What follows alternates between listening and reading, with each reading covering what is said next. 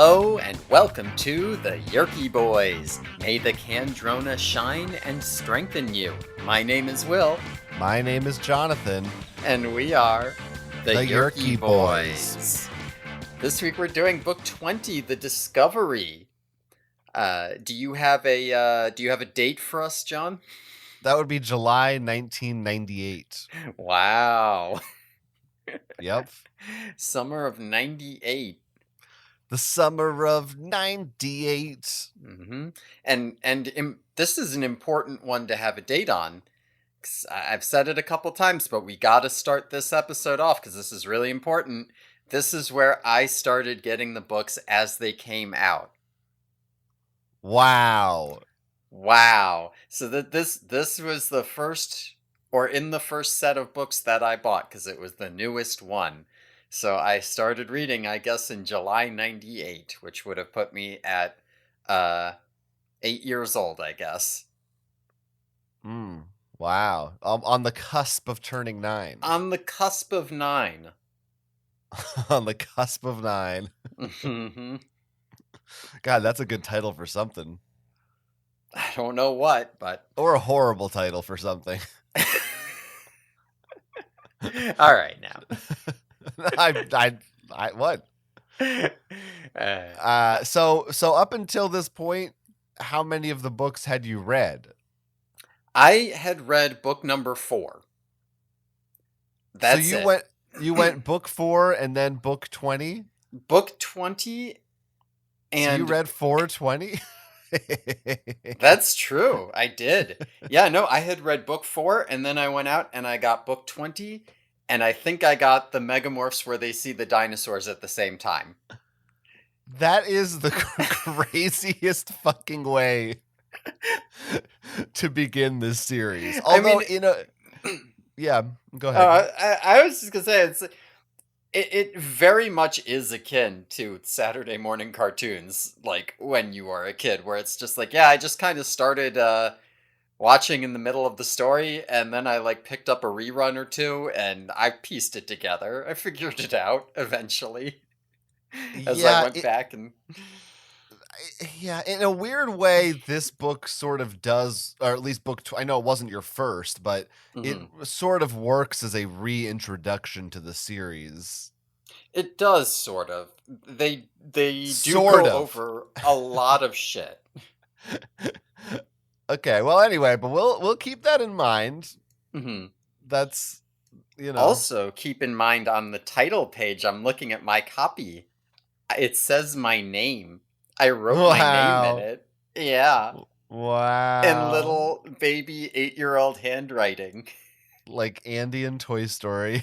Like Andy in Toy Story. I did a very bad job writing my last name. I can't tell if I misspelled it or if I just jammed 2 letters together and it looks like they're 1 letter. Huh. Well, you tried is what counts. I did my best. You were able to read, so that's good. That's a good sign. Part. I'll send you a picture of that, but okay, please do. Maybe we'll post it on our X account. You'll have to censor my name so I don't dox myself. Oh, right. Well, it's legible, I guess. It is legible, yes. Oh, okay. So, I mean, this book, it's the 20th book that I've read. Well, okay, that's not true. I don't remember the order I read them in as a kid. I don't know. I know I didn't like read anything later than 30, but I couldn't really tell you when I stopped or what I read. So I don't have any fun stories like you. But it does feel a little momentous that this like book 20. I know it's not like I don't know. It feels kind of like a milestone to be. We're now in the 20s.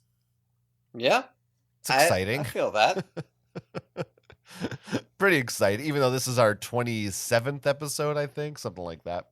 Yeah. This book is also a little momentous in that, and I don't know if you knew this going in because you don't look at the covers or anything, but this is a multi-parter. No, I had no idea about that. I see funny. on the back of the book it says part 1 of a trilogy. Yes, it does say that on the back, and it was like super hyped up that this was going to be a trilogy. Like, I don't remember exactly how, but like going into the bookstore, I was like aware that it was starting a trilogy, and yeah, so there was clearly it was promoted like a big deal event thing. I am very curious, and I won't get into specifics yet, but I really want to find out or if people can tell us, or if, I wish there was I got to find some old IRC chats or something. I want to know what people's reactions were to this book when it first came Mm. out. I want to know what people were thinking, because I'll just say this. So last week we read a book that we both really loved, Hmm. the something with another D, The Departure. Departure. Yes. Yes. And I didn't really know. I never, at this point, I never know what to expect with an Animorphs book. The tone, the Reasonable. content, it varies wildly. It's always a surprise, and nothing could have prepared me for this book.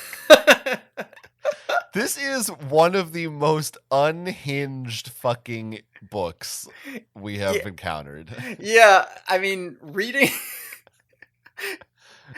through this book, it's very difficult for me to be like detached and objective about this book because it's such an early memory, right? It's like when I owned one or two copies of the books, this was the one I owned, so I read it a bunch of times over and over. So there's a bunch of stuff where I'm trying to figure out how it feels to read it as an adult as opposed to just being like, I remember that scene as a kid. As an adult, it is way more chaotic. I will say that. And I think part of it is also that I can like read it faster. I'm not sitting there like, okay, I read this thing and that took some time. And then maybe came back and read this other Now I'll thing. It's go like, play Pokemon or something and come right. back. Yeah, no, as opposed to like I read these 3 chapters and what the fuck just happened.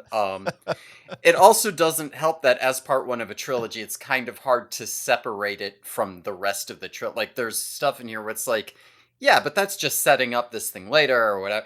So I'm going to try to look at it from that perspective this episode, but I'm very interested in you reading it for the first time as a 30-year-old.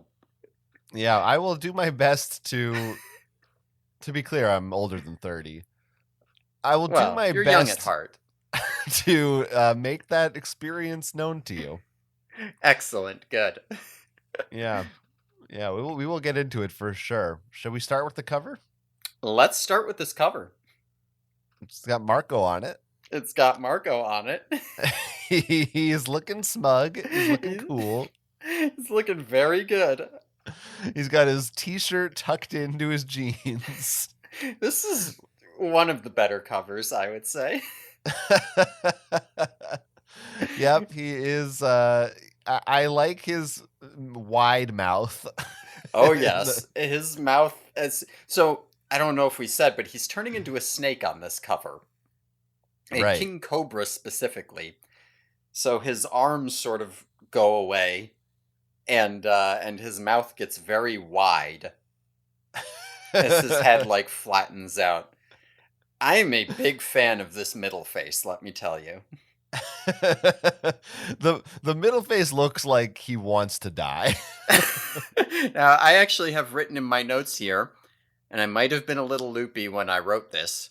It says, a hee hee hee, a hoo hoo hoo, middle face Marco is the Marco for you. What the fuck? I might have been operating on not enough sleep at that point. Did you take some Ambien? Were you about to go on Twitter and post something racist? Dear God. I would never do such a thing. Right. Well, the Ambien makes you do it.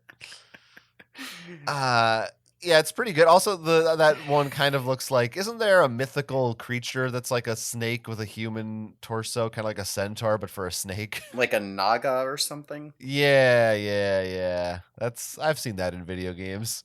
Yeah. I like the There you background on this one too. I guess they're all kind of the same, but I'm just noticing this one. Pretty colors. You can judge the color palette. You were an art Sure. history major. You can tell me whether it Right. looks good or not. Is it That art? is, yes, this is art. Mm, Confirmed. Absolutely. excellent. Good. Yeah. Now, there's a quote on this cover, too, that's pretty significant. Yeah, this is a very different quote than usual. Actually relates to the content of the book. Who would have thought? Get ready. There's a brand new Animorph. Yeah, I mean, knowing that these were written by Scholastic instead of K. Applegate, it feels like they probably like let out a sigh of relief. They're like, "Oh, good. There's a whole ad campaign about how we're doing this trilogy, and spoilers. There's a brand new Animorph. So good. I don't have to think of a stupid, quippy, shitty thing that doesn't make sense. Let's just put the ad copy on the Yeah. fucking cover." We'll save the shitty thing that makes no sense for the inside cover. They sure do. But it does seem to me like a sign of the Animorphs' popularity at this point, because you can't hype up a book like that. No one's going to be excited about a new Animorph unless they already like the Animorphs. Right. So you definitely, it does seem a little wild to me that this series is, because these books come out so fast, it's only been out for a couple years at this point. Yeah. Which I guess is plenty of time for something to become a craze amongst kids. But I don't know, feels, maybe I'm just old. I think we're just old now. I think for kids that's an eternity. What you are telling me though is that I was not into Animorphs before it was cool. I got on the Animorphs bandwagon after it was already cool and people liked it. Yeah, that's what I'm telling you. It fits my musical tastes of whatever's on the radio played at a reasonable volume. Yeah, I can't remember, but I'm pretty sure I liked it before it was cool. Okay. Yeah. Yeah. See, I mean, you're a cooler guy than me, I guess. Yeah. So the inside cover. Yes. Well, I love the inside artwork. It's very good. Marco hears a snake under the bed, and we see some Hork-Bajir feet. They look kind of just like dinosaur feet. Yeah. Yeah, they got the spikes coming out the back. Oh yeah, they do actually. I sort of missed Yeah. that. Oh, those yeah, are I missed weird. that too. Yeah, they don't. What I the thought hell? the spikes go down or something. I don't they're know. like swords just sticking out. What the? that is That looks like Wolverine's claws coming out of the back of their foot. a very odd interpretation. Yeah, I don't know. What are you gonna do? And there's a baseball and a baseball mitt, because I feel like they had those assets from Marco's bookshelf or something. Like that's that's just every boy's room needs to have a baseball in it. And Yeah. also, is it weird that it's a hardwood floor for a child's bedroom, or is that not weird? That is a little weird. Like, you would think you would put some kind of carpet over it. Like, I mean, it's not like I didn't have a hardwood floor in my bedroom, but also I had a big rug that covered 80% of it. So, yeah, I don't know. Strange. Like, it's like very shiny and reflective. Like someone's coming in there and waxing this kid's floor. Yeah, I guess it needs to be like that for the snake. Now, so would you like to say this quote? Well, this is no snake in the grass. Or And that's snake it, in the folks. grass? That's the whole quote. What is that? Is this the worst one? I know we've had bad ones.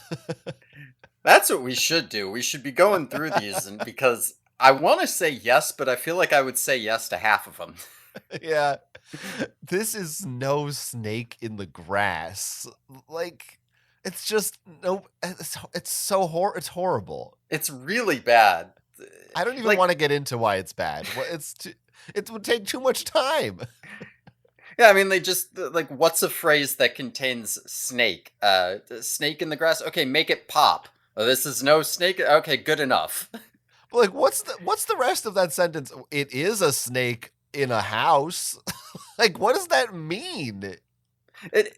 This does feel like it was pieced together by like chat AI? Yeah, like AI, but not modern AI, which is much better than this. Yeah. Yep. Well, anyway, Yeah, not good. but the picture is great. Yeah, picture is quite good. Um, let's do this dedication. Oh wow. Okay. Uh-huh. Oh wow. Oh man. So, in addition to the regular dedication, it's also for Grassy Creek Elementary School. And Whoa. checking Seropedia, we have the explanation. They say in December of 1997, the Scholastic website hosted a week long chat with K.A. Applegate. Every day for a week, she would come onto the message board they had set up and answer questions from her readers. One of those readers, a boy named Justin Mullins, asked if he could have his name written into a book. K.A. agreed, but said that she'd only do it for him since he asked first. That's going to be in this book. Likewise, a class from Grassy Creek Elementary School asked if they could perhaps get a dedication, and again, K.A. agreed.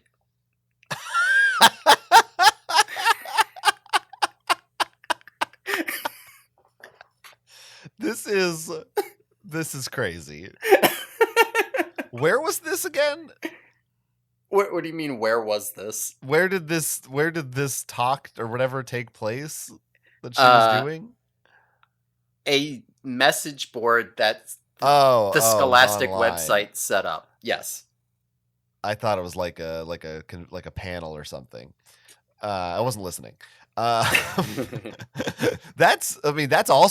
That's fascinating that there was enough internet savvy that they could do that at this time. Yeah, there's a lot of like question and answer stuff with K.A. Applegate from the time with little kids that I read over a bit of, and we definitely need to cover at some point. I don't know if it should be in a recap or its own episode or what, but some Yeah, good and now stuff in there. she's doing AMAs on Reddit, so she's been doing that shit for decades. Mm-hmm. That's pretty cool. The fact that these people were just like, hey, can you put my name in a book? She agreed to it. Yeah. She's just a nice lady, I guess. When I read over her questions, it does seem very obvious that it is all like 9 and 10-year-olds, right? Like there aren't like 20-year-olds talking to her. So the questions are all just things like, I want my name in a book, or here's a lot of the stuff that I would see would be like, here's a cool idea for a book that I had, and K.A. Applegate will always respond with, oh, you should go write fan fiction or something like that. Like, don't tell me to put it in a book. So there weren't any mid 30-year-olds on these message boards asking her about the logistics of Z space. There were a lot of little kids asking about the logistics of Z space, and Oh. well, we definitely got to deal with that at some point. Z space? Yes. Oh no, this thing you mean? Right, this thing. The message board thing. Just in general, all of her question and answer online stuff. Yeah. All right, is that its own special episode or what? We'll have to be able to decide. Might be. Maybe it might be. We'll figure it out probably when we're not 20 minutes in and still haven't started a book. Yeah, I don't know how this episode's gonna go, folks. So take a look at the time, and you can do with it what you will. We'll just see how this goes. All I have a feeling this is going to be really front loaded. So whenever, I don't know, we'll see. Okay. I will just say whenever we do finish this book, there will then be 25 minutes after that. So. Oh boy, new longest episode. So here we go. Is this our 4-hour special where you say a slur? We'll find out. I got my Ambien ready. Just popped a couple, so we'll see how long they take to kick in. All right, so we start off the book at school. Marco is trying to hit on this girl, Tashandra, and he's failing at it. We also get references to a buff girl named Danielle, and she gets mad at him too and calls over the aforementioned Justin Mullins to beat up Marco or whatever and chase him. So Marco's lamenting his girl problems when he sees a kid walking through the hall and he is carrying the blue box, which you might not know what the blue box is. It's the morphing cube. If you remember, that's what Mm. Elfangor gave them to give them the morphing power. This kid just has it. So Marco kind of freaks out. He offers to buy it with like the change in his pocket. Uh, the kid turns him down. We find out this kid's name is David. He is new to the school, and he just kind of found it walking through the construction site. Also, he does not seem to like Marco very much. So the Animorphs meet up in the barn and decide, okay, well let's figure out where he lives and steal this box from him before anyone figures out what's up. Pretty. This is a good. This is our opening. This is our intro to David and the ability to get more morphing tech. Also, Marco's Yeah. girl problems. Yeah. Yeah. I mean, this is just speaking generally to that point, not the girl problems one. This is this is a pretty significant and exciting opening to a book. It feels like, Mhm. there's some real weighty implications here. Or Yes. not implications. I don't know. Potential consequences and fallout of this. Yeah. It's very exciting. And I mean, we'll get to this as we get to more of the book, but there's a lot of tonal whiplash in this book because it's a lot of times it's like sometimes we have very serious books and sometimes we have very dumb Animorphs books, Mhm. and this is kind of both. And it's a little confusing. I get that. But we'll start at the beginning here. Is Tashandra a real name? Because I Sure. Googled it, and the only real result is the Seropedia page for this book. I think this is a name Kay Applegate made up. It could well be. There seems to be, like, there was like a page of results on Google. Do you understand how hard that is in our modern age? That is It's pretty crazy. like this is not a name that's out there in the general public. I don't Joseph know. something and his daughter Tashandra something. There's something going on with her and names. It's weird. And also on the subject of names, you just made me realize, 'cause I didn't even think of it before, Hmm. but fucking Justin Mullins. Yeah. So it's okay to dox this guy? No one else's last name is allowed, but Justin Mullins, Marco's like, fuck him. Fuck him. He chased Marco through the halls. Let the Yerks get him. Justin Mullins might as well fucking swat this guy while he's streaming, you know? He's just Yeah, Marco's a little Christ. problematic here. It is. I do wonder if Kay Applegate thought about that for a second, or if she's just like, yeah, this No. fucking kid asked. No way. She'd fly by the seat of her pants here. And be careful. That could be the quote on the inside cover of a Oh fly God. book. Oh no. Marco is he is pretty sly in this opening. Oh yeah. I mean, I ship Marco and Tashandra, honestly. I think they have chemistry. Okay, I'm more of a Marco and Danielle person, but I get it. I ship Marco and everyone. He deserves Maybe them. Marco and Justin. I need a harem anime with Marco as the protagonist. Yeah. Yeah. It's just Animorphs, but it's just that all the other Animorphs are in love with him. Yeah. Yeah. Bisexual icon Marco. Yeah. Now he does. At times, he sounds a little close to joining an incel forum. Yes, there are two different instances here where he refers to women as females, which is kind of a red flag. Which is definitely something that, different times. In the 90s, that was just kind of funny. It did not have the baggage it has now, I don't think. Maybe it did and we were just kids. I don't know. Well, I don't know. I feel like worst case scenario, I feel like it was more associated with being a nerd because it's like very clinical and like you're using the Latin name for, you're like, oh, a canine and the females. Yeah. As now it's something else. But yeah. we've sort of realized how bad nerds are. Like, I think before it was this idea of like nerds are kind of lame, but like, they're honestly mostly harmless, or like they're the ones getting picked on. And it's like, no, no, nerds suck and they're awful and they're bad, and there's a reason they get picked on. And we should bully kids more. I'm very pro bullying, especially nerds. I say this as a nerd myself. Yeah. Yeah, I didn't get bullied that much, which is probably why I'm so fucking bad. God, I needed it. Marco. So talking about this, the blue box, also the Yeah. cube. I thought this was a bit weird. It's on the subject of things that maybe are different in the '90s. He's explaining the morphing technology and how they got it from this technology. He says it wasn't something we were born with. We're not freaks. Like, if we were born with it, we'd be freaks. But it's not like that. It's just something we have. We got it. We got That it is a later. little weird. That because he actually says like we're not freaks, we're not the X-Men.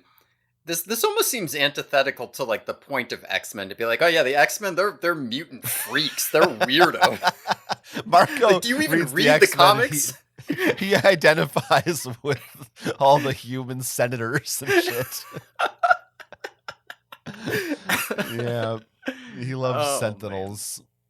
I love Sentinels. I bet Uh, you do.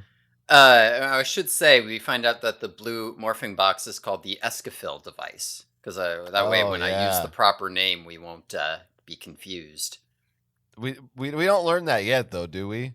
In the barn where they're talking about what to do, they say it. Oh, okay. Oh, you did. Sorry, I didn't know I didn't realize we got that far. Yeah, yeah, I yeah. just covered all that stuff. I figured we're getting into it. We're figuring out what we're doing this book. So Yeah, the Escafil device. That's it's a good name, and now we know it's a little bit of lore because it was invented by Escafil. yes, Is that his whole name? Do you think?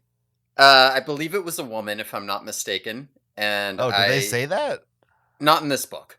Okay. We will find out a little bit more about Escafil's creator, the Escafil I device. don't. Escafil. We'll find out a little bit more very soon, and then we won't hear about it again. Cool. There's more That's how I lore, like though. it. I I guess I was just assuming because I think we've maybe only seen one female Andalite, which is Axe's mom one time. Oh yeah, I was gonna say, have we?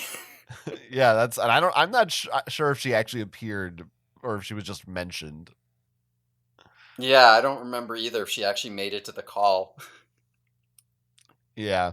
But doesn't seem like there certainly weren't any female Andalite soldiers. So No, that is like a thing in Andalite society. So they're called a prince, not a princess, am I right? that's right.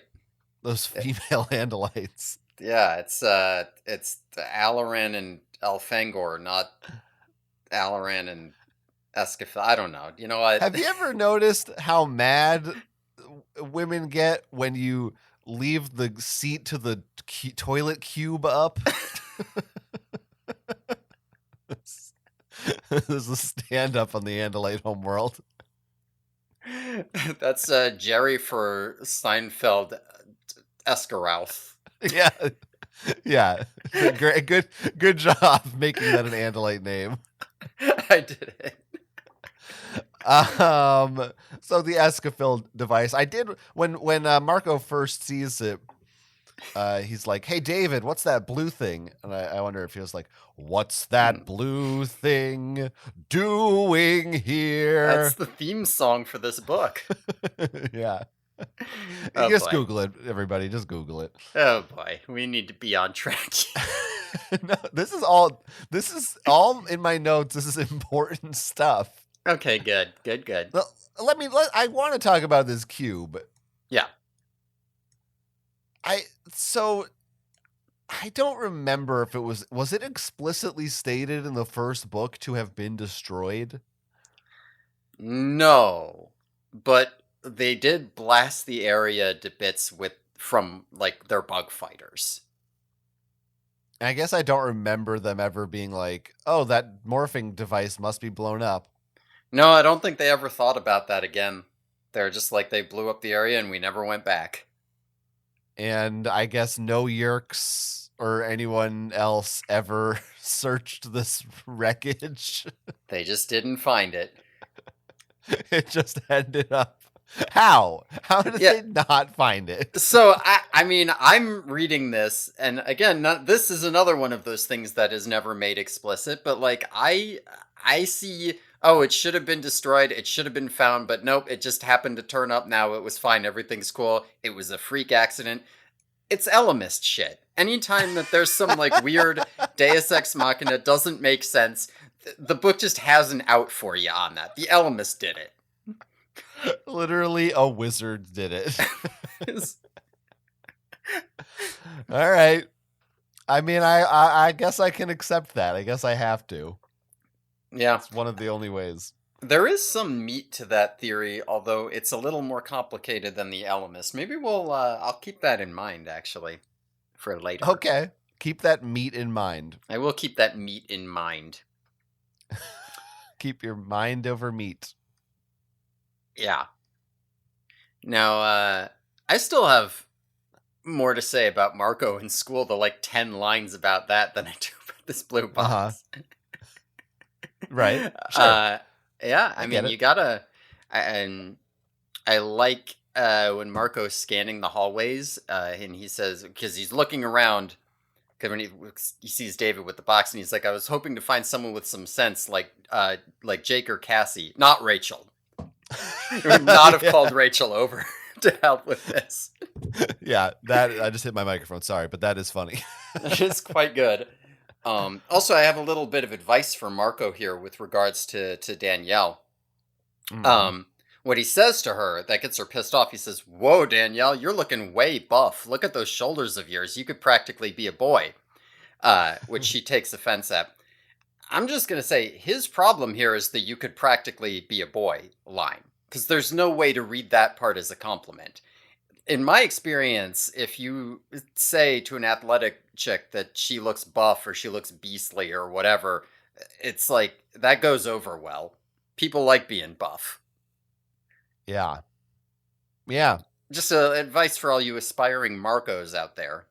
Well, that's me, so I am taking notes on what you're saying. Yeah, if there's any minors listening to this podcast, first of all, stop. But second of all, take notes. This is how you pick up chicks. Please stop, because we could get in a lot of trouble. And you have experience with this because you're an athletic guy and you hang out around a lot of athletic people. I used to be. Now I'm old and fat and weak. But in high school, Good. I was very athletic, yes. Ugh. Whatever. Enough. We need to stop talking about that. Okay. Wasn't there another, not that long ago, Marco line where he said something like this to a girl? He's done this before, where he's said just very dumb foot in mouth stuff to girls in school and they get mad at him. But I can't remember the specifics. Yeah, I thought people liked funny guys here. Yeah. You know? Yeah. Like, Marco's always saying dumb shit. That's his whole thing. Marco is so cool. I love him. He really is. So funny. Yeah, I don't know. Should we get to the barn? Oh, I did have one question for you before we get to the barn. Okay. Marco's talking about advanced like alien tech. He says, I hear they have a web browser that actually works. Marco is engaging in the browser wars. And I have to wonder what side he's on, because this would have been pre like Chrome Firefox. This is like Netscape versus Internet Explorer, Navigator, all that shit. Well, hold on, because I don't know, from everything we've read so far, it seems like they're all AOL kids. So AOL is the browser, I would think. God, do you think he would really side with AOL over Netscape Navigator? Well, maybe he the uses clear AOL... best browser of the 90s. Right. I think he uses AOL because that's what his family uses, and he doesn't like it. That's why he's saying, I hear theirs actually works. I'm stuck with fucking AOL. Okay, that makes sense. I think he Yeah. uses Web Access America, actually. Oh, that could be it. That could be it. What about or Macs? The Macs are a thing. Was there Safari? Did that exist yet? It might have, but yeah, I it don't know. probably did. But only like weirdo freaks liked Max. Yeah. I had a When friend when who was did into Max, but when did iMacs come out? Those were the coolest. oh, I don't know if the they were. Maybe they weren't called. Oh no, they definitely were called. Yeah, this was yeah. post. We're past Apple. This Apple II and shit. That's much older. I wasn't a Mac guy, so I don't know the history of them. Yeah. Yeah, But I I don't did know. like iMacs. They looked colorful and pretty. I think they did exist at this point, but I'm not sure. I don't Yeah, know. they were. They might have been a year or two later, but I don't know. Not that far off. I don't know. We can't know. There's no way to know. Yeah, no. You're our Google guy, and it's just not. So if I don't you want to don't, Google this one. yeah, So it's tell me not about the happening. barn. Oh man, the barn. So they all. So I mean, speaking of shipping Marco with people, I Mm-hmm. keep going further and further into Marco and Rachel. This is my. I want them together. I don't care. They clearly belong together. When, uh, you know, David thinks Marco's an idiot, and Rachel says, "Well, if he thinks Marco's an idiot, he can't be all bad." She batted her eyelashes at me to show she was kidding. I love it when she does that. Mm. I You need to mean, you need to write some Rachel Tobias Marco love triangle fan fiction here. as soon as they turn 18, I'm going to. Okay. But what is the? I mean, there's no other way to interpret that. I mean, I guess he's being sarcastic, kind of, but I don't think he is. He loves it. Yeah. Why does he love it? Because he likes making her mad? No, because he's into it. Yeah. Tobias is 18 in bird years. That's true. Well, this he might have morphed into an 18-year-old hawk. Yeah. Yeah. Hawks live for hundreds of years. That's probably true. I'm not going to look it up though. And then I also love in this part Cassie's or Rachel, I mean, um never mind. I can't find this part. We'll get to it later. Okay, sure. This is a good podcast.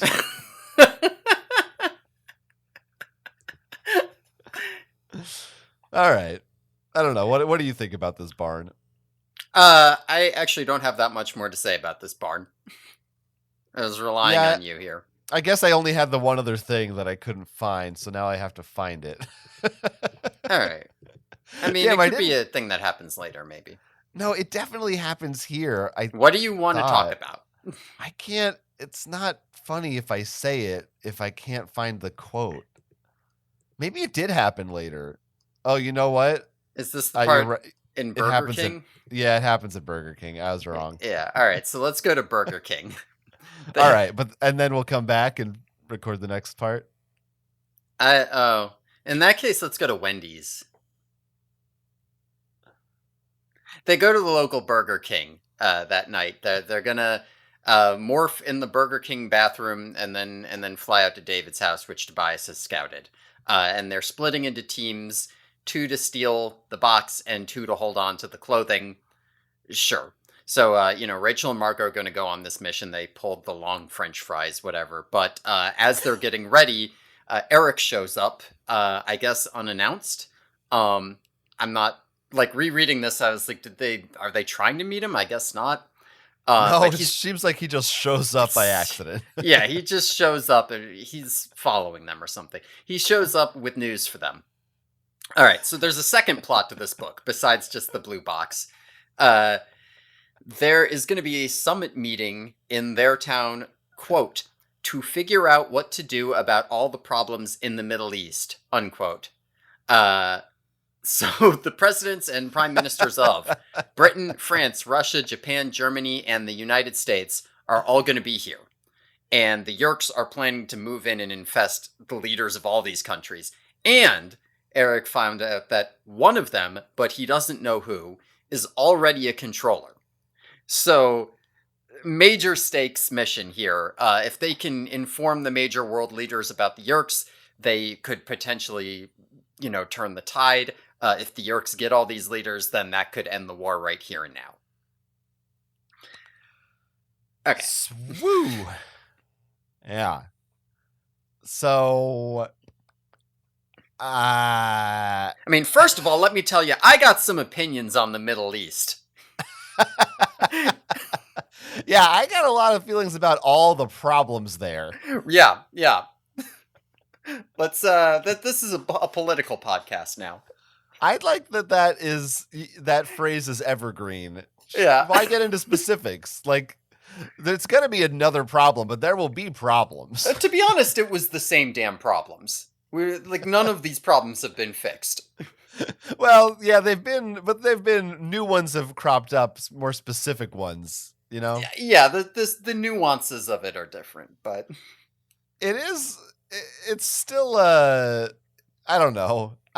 Should we give it credit for a kid's book referencing problems in the Middle East? Is that something at least? I'm pretty sure Animorphs references problems in the Middle East much more specifically later on, so I don't know if I want to give this one credit. Well, I'm not talking about the Middle East of the Andalite homeworld. Talking about. Okay. Okay. Well, I think what everyone wants is for me to get to the thing I was going to say before, because it happens please. now. Absolutely, please. This one part here. Mm-hmm. Rachel kicks Marco under the table. Yes. This is while they're having an arm wrestling contest. Right. She cheats by kicking him under the table. Yes. And Rachel says, "Who cares how you win as long as you win?" And Cassie says, "You don't really believe that, Rachel." No, wait a minute. You probably do.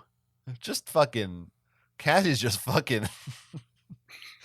tearing Rachel apart. Just giving her shit. Yeah.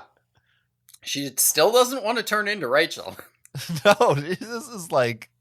There's a little war going on between the two of them now. Mm. Okay, that's all I wanted to say. Okay. I mean, I like the whole... I thought you were going to get into... Because they're... I mean, first of all, this is sort of that tonal issue where they're at the Burger King, they're gearing up, and then it's just... They're just kind of fucking around, like, joking with each other, getting into arm wrestling and then Eric shows up and is like, the fate of the world. Yeah, we really need to... Eric, 100% they were not meeting him here. No. It really seems like Eric's just casually getting a fucking Whopper, and he's just like, "Oh, hey, it's the Animorphs. I guess I should tell them about the world leaders being infested. The fries are good today." Like, yeah. I mean, Eric, unlike Boromir, clearly can get a Whopper. Okay, yeah. You might call him Eric Burger King.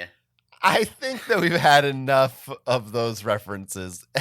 We don't... Every time Burger King is mentioned, that doesn't need to happen. I don't know. It might need to. We'll let the listeners decide. But what was Eric gonna... Was he gonna tell them? Or was he just figured this out, that she are all like, "Oh yeah, that's gonna happen, huh? Oh well, we're non-violent, so I guess we'll just see how it plays out." Yeah, I mean, like, was he following them to get here, or did I don't? I'm trying to figure out, how often does Eric show up unannounced? I know at least one occasion he has, because like when they were at the fake rainforest cafe being parrots, I think Eric just like shows up. Yeah, like they weren't planning to meet him there, but I think on like another occasion they do plan to. I don't know. Definitely once they did, at least. It's strange. Also, I mean, this is another Eric King, another character whose last name we know because it's based on a real person. Yes. Eric King eats at Burger King. I don't know. That's kind of funny, right? Well, I already said that as part of my Boromir riff. Well, you said Eric Burger King, but you didn't. Yes, I said you might call him Eric Burger King. That's not the same as what I'm saying. I'm specifically pretty I'm talking similar. About, no. That was just a pun. I'm just saying, in the world of this fiction, a guy named King eats at Burger King. Right. That's what makes the pun work. Yeah. No, No, yours was just like a surface. I'm trying to dive deeper into what I that don't know means. that this is deeper. It's different and it's deeper. But obviously, I can't have this conversation with you because you don't get it, I don't. and that's fine. The listeners will hear it and they'll understand. There's a maybe you'll get this. There's a part where Marco says, "I'm suspicious by nature," which because he's wondering what's up with Eric, and that made me wonder if if Marco had like a band, would he call it Suspicious by Nature? And if so, would they sing a song that was like, "You down with Visser 3? Yeah, you know me." That's pretty good. On an actual note, there's a point somewhere around here, or maybe it's later, where Marco says that he is like suspicious of Cassie now too, because he's like, yeah, she came back, but she did leave. She's got too many morals and crap. I don't know what to think about her right now. Which is K.A. Applegate's way of sweeping that under the rug. Like, yeah, it happened. We're thinking about it, but whatever. It's Yeah, not the focus. Just don't worry about it. yeah, Cassie barely says anything in this book. yeah. Like, She's not really that here for most of this. There's a couple Cassie moments, but yeah, one in particular I will talk about, but yeah, actually two in particular I want to talk about. Maybe relating to Marco too, but sure is a lot left on the agenda. there's a listen. I'm telling you, we're fucked. This is a 3-hour episode. I'm sorry. This so this summit meeting. Yes. This also, by the way, not to be Mm. repetitive, and I only have one dumb thought in my brain, but this would also make a great board game. This the concept like a social Mm. deduction game like Mafia or the Resistance, where You have every at like some least two people are thoughts. Usually, this is a video game for okay. You're you. right. You're right. It's But not. You're yeah, right. continue. I like where this is going. Yeah, where some people are everyone's or not everyone. Some people are world leaders and some people Mhm. are animorphs, and you've got to figure out which how many of the world leaders are controllers or who can I and can't I trust, and it's kind of like the or this is like the game Two Rooms and a Boom, which probably no one listening to this has ever heard of, but I it's have. like the person with the yurk has to secretly meet up with one of the world leaders, but you know what I mean. There's a lot Yeah. of I probably this is a terrible. I'm doing a terrible job at trying to pitch this board game. This doesn't make sense what I'm saying, but if you are familiar with social deduction board games, I think you'll see where I'm going with this. Yeah, I don't think that anyone is particularly interested unless they are familiar, but it's a good idea. So Great. I think it works. What you said made sense Although to me. as we find out later, that's not really how any of this goes down. But when I read No. what we thought it was going to be, that's what I thought. No, shit goes down very differently. This whole Burger King section, like it really it really like paints like a difference between reading it as a kid and as an adult. Cuz like there's a couple things here, like just for example, the vibes are totally different. Like if I'm a kid and I'm asked to imagine it's like late at night, it's after dark, they're at this Burger King. And they're just kind of out at I don't know that there's a lot of people here.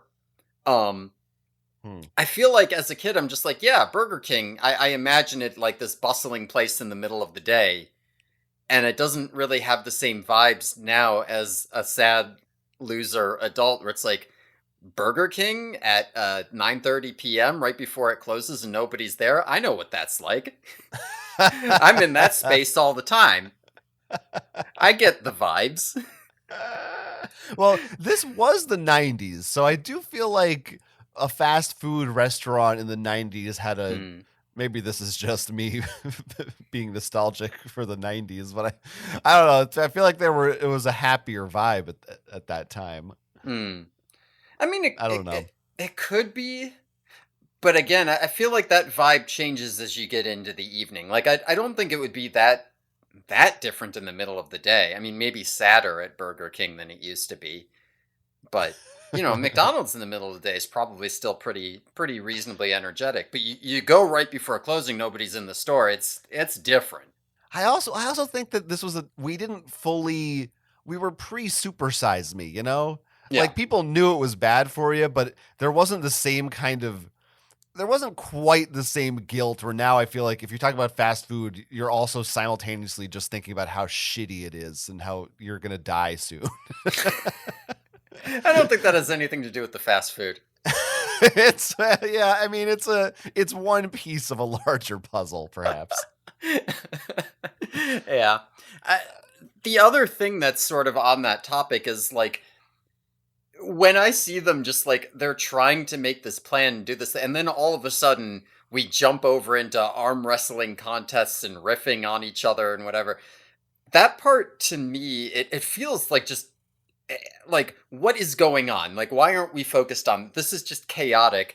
As a kid, that didn't even occur to me, and I feel like there might be some realism there in that these are still children and they are chaotic and stupid. Uh, and that's very apparent to me as an adult reader in a way that it wasn't when I was younger.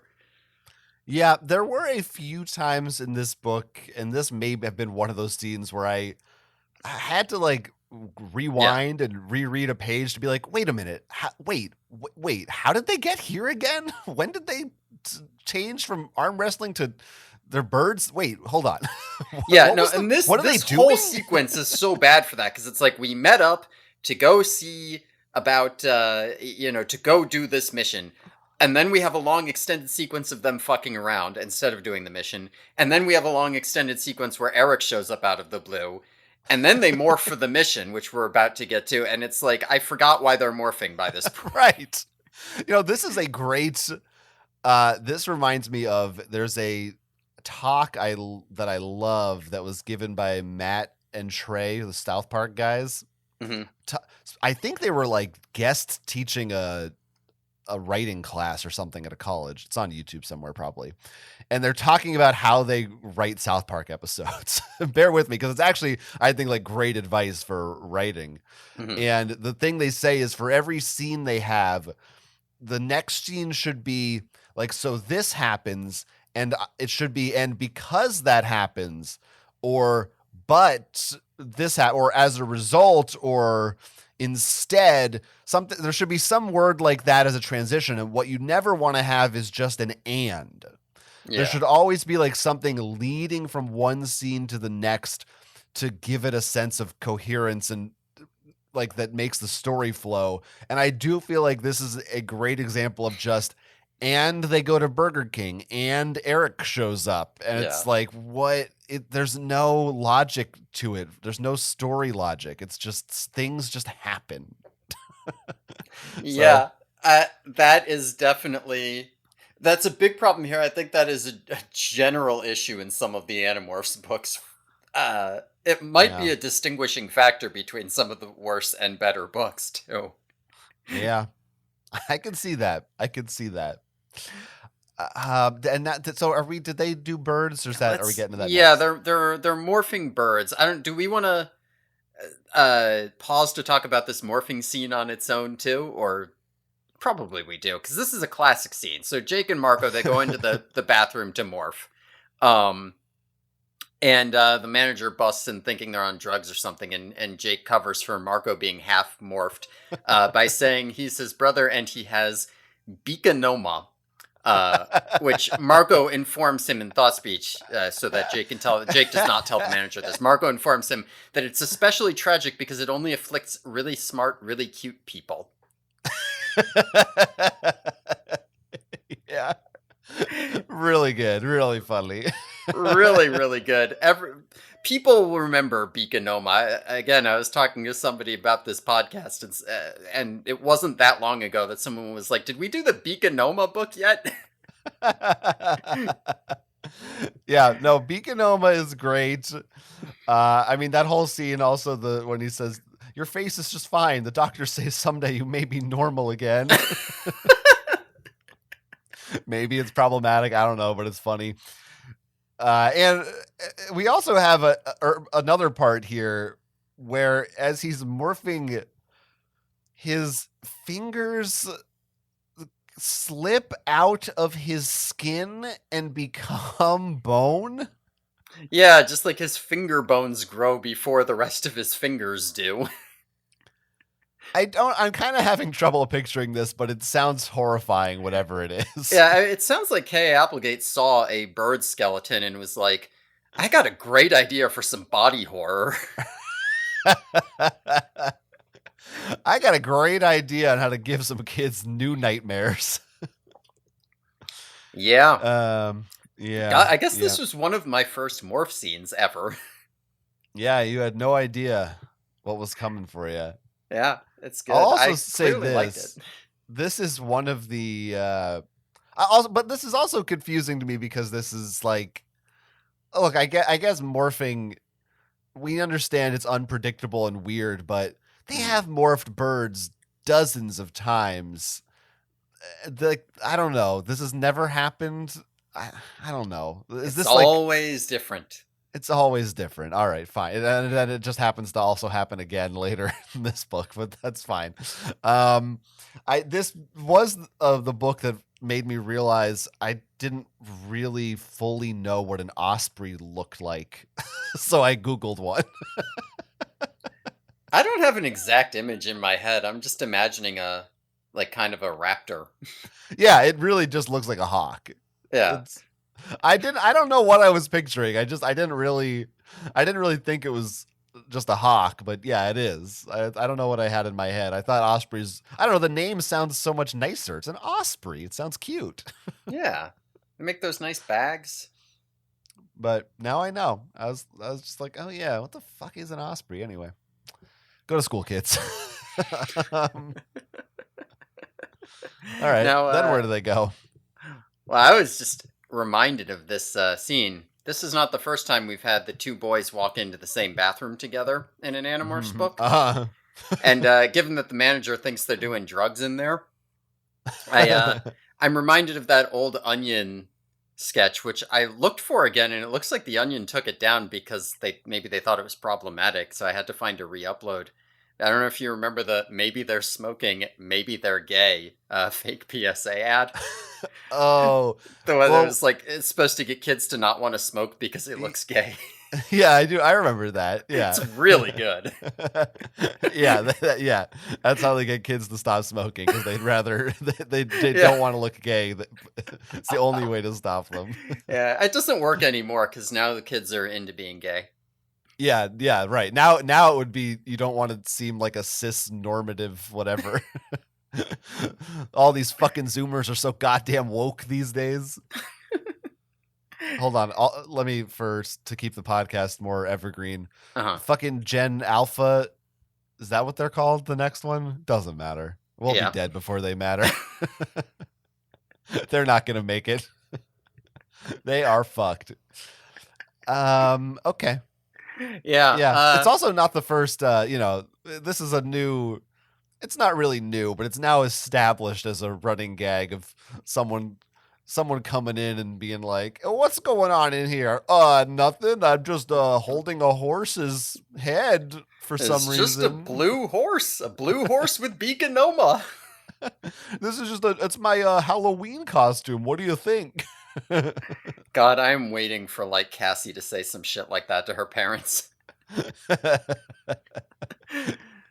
My bare feet. Rachel had bare feet in book 12, and like, my new boots. Right. That was a good one. Well, they fly out to David's house to steal this box. I don't know if you remember. That's what they were doing. They had to get the blue box from David's house. So they fly out there to get it, but it turns out it's just a giant disaster. Like, Rachel can't get in because she's too big as an eagle, and Marco's like showboating around and flies in the window before Tobias and like knocks it closed, and Tobias hits his head on the window and thinks he's in a game of Clue. Marco gets attacked by David's cat. And then like Rachel smashes through the window to get in, at which point David shows up with a BB gun and chases them off. So they don't get the box. They show up and they just completely fuck the whole thing up. Right. Which is kind of a return to form of the we have a mission, we go try it once and it fails, and then we have to try it Yeah. again. Except that this is just like part one of a 40-step mission. Yeah. that And this time, it's like really inexcusable how bad they do. Well, there's no. Oh yeah, no, because this isn't. Later on, they come back and they don't have Jake, but the whole gang is here right now, Well, here it's right? Tobias, Rachel, and Marco. Oh, isn't why Yeah, no, isn't the rest of them are everybody else back at the there? Burger King to hold their clothes. Okay, this is fucking stupid. Yeah, no, it's just That has never stopped them from doing anything no, before. it hasn't.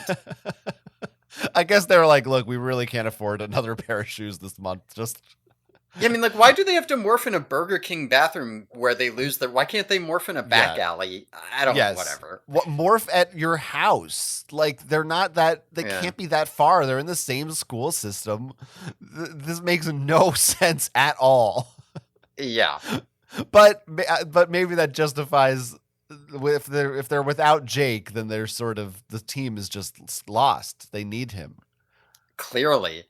Uh, I mean, the funny part rereading this is that like when Marco is flying in, Tobias is all like, "Oh, make sure you don't hit that stick propping the window up," and Marco's like, "What?" and then hits it, and then the He's- whole thing.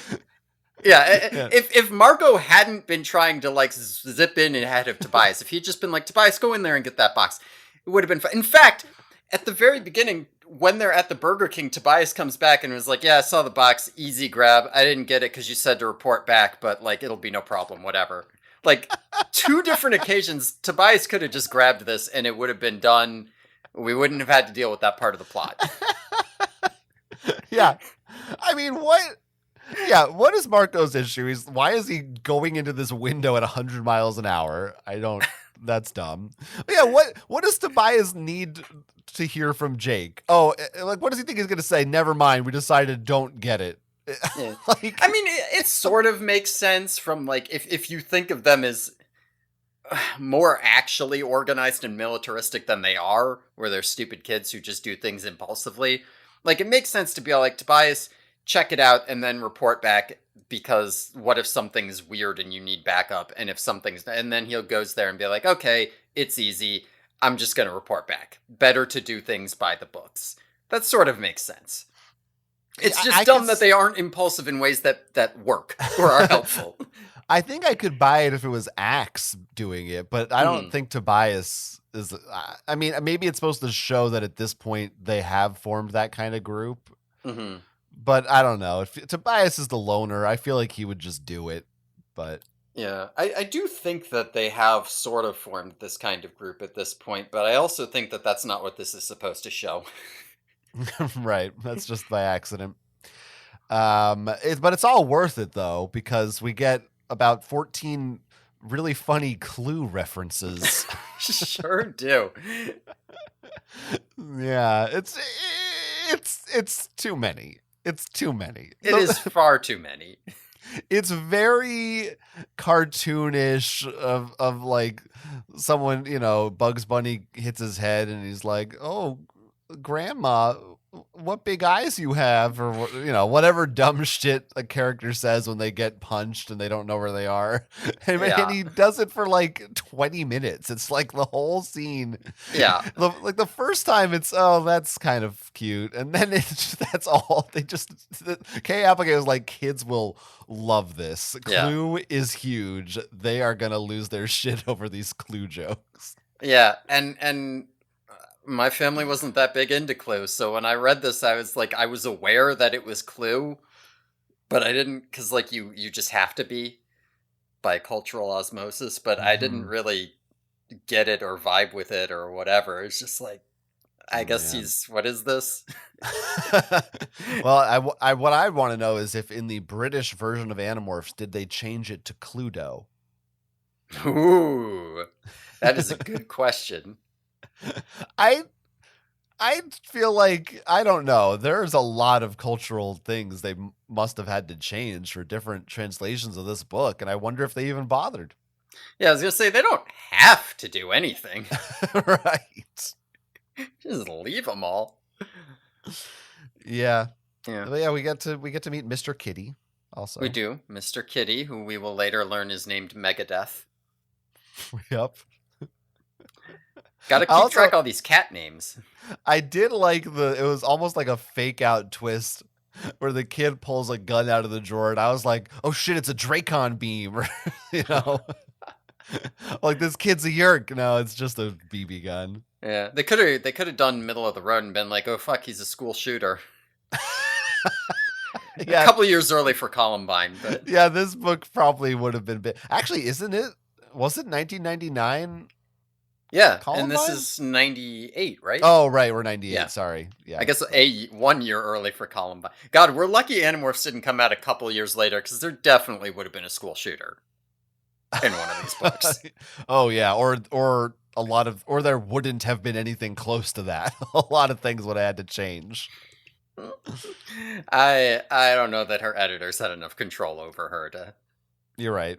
But this is a chaotic scene. It's a little bit. Yeah. It's just a little much. Yeah, and let me also just say about this scene, bird time. Bird time. Bird time. Marco says bird time at some point. Yeah, that's pretty good. It is pretty good. Bird time, baby. Well, they fuck up bird time. Bird time didn't work. Uh-oh. Next day at school at lunch, David shows up, approaches Marco, and talks to him. And he's like, "You never believe it. These trained birds tried to steal the blue box from me." We find out his cat's name here. We also find out that he has a pet cobra as well, and that his dad works as a spy. But David figures, he's like, yeah, a box must be valuable if somebody trained birds to steal it. So he's like, I put it up for sale on, I don't know, proto eBay or something. Posted some listing on some website. And he's like, yeah, Marco, you should back me up when I sell this thing.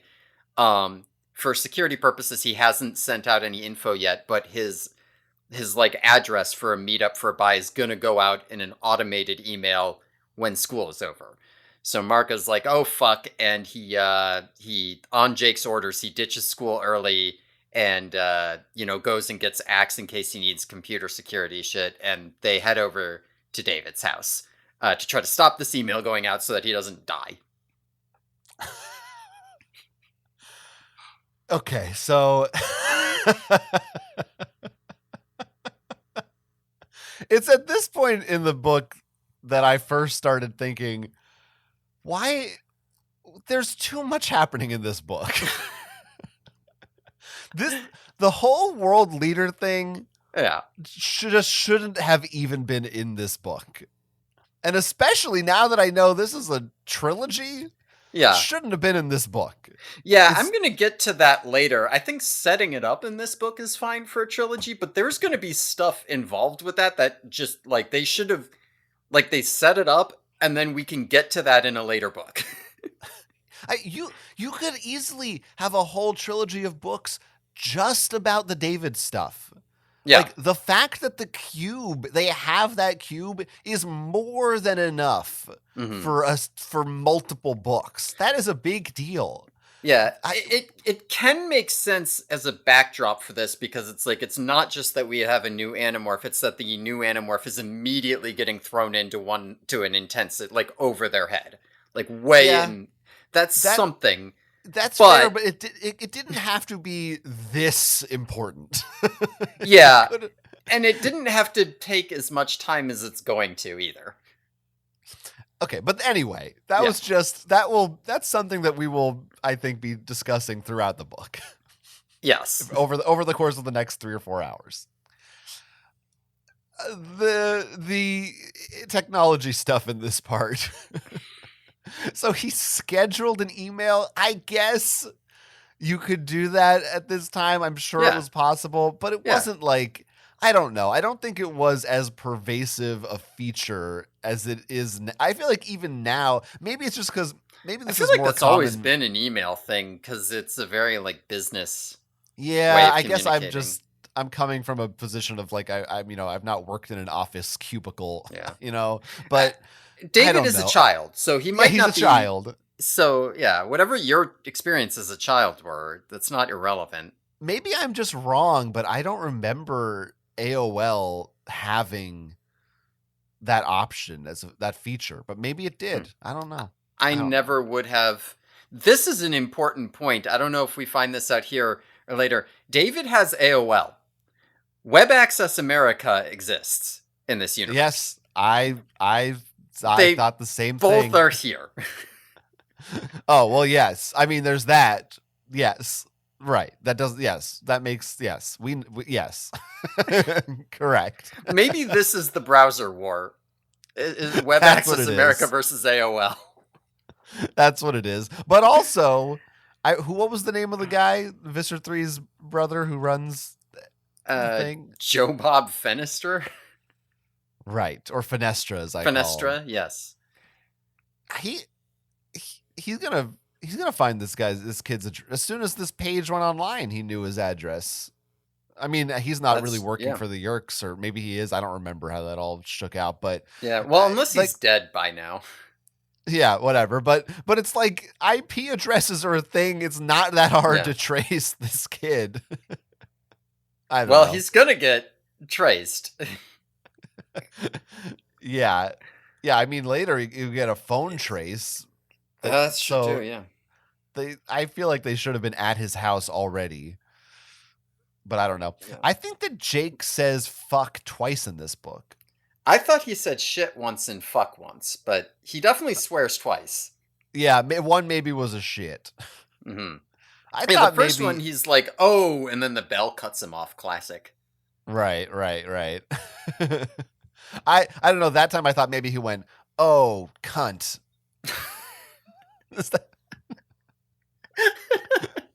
What do you think? That's okay, right? Should I leave that on the podcast? Go for it. Yeah. I don't mind. Okay. I'm saying it in an abstract way. It's fine. Just like, what's the worst word that I can get away with saying? I think that's it. I think that's the worst word that I can arguably get away with saying. uh, I can think of worse ones, but I can't say them. Go on. we got, yeah, because this whole section, there's like, we had a number of like school things going on. We have a whole bunch more here too. Just all the standard, I want Cassie's notes because Jake's notes will be covered with doodles and pictures of jets and tanks. By the way, what is that? Lunch Jake food. loves jets and tanks now? Yeah, he's a military guy. Is he? Sure. Okay.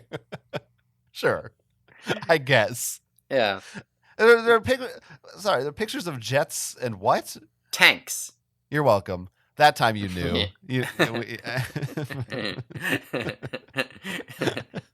Okay. Yeah. A lot of school lunch food stuff here about it being gross. I guess Marco doesn't like green bean casserole, although that sounds pretty good to me right now. I feel like a lunchroom version of that is probably disgusting. That's fair. I'm also not a green bean casserole fan, so you're not into the beans. I don't know. Maybe it's just growing up, we would only have it at Thanksgiving. That was one of our staples, and like my sister loved it, and I just always thought it looked gross. And I think I just never just grew to hated like your it. sister. Yeah, well, I don't want to say what she is, but if you've been listening, maybe you can piece it together. There's also a bit here that I liked where Marco talks about the school bus, and he talks about how the bouncing bus bruises your butt bones, which I think he's got a way with words, kind of a poet in a way. Yeah, a Marcoet. Yeah, a sensitive soul. I really like the Marco, but he seems thick-skinned. Is that what what the line is? Hakuna Matata. Remember? Is that a line in that? He's a sensitive soul. Oh, okay, yeah. Oh, though I seem thick-skinned. Right. Anyway.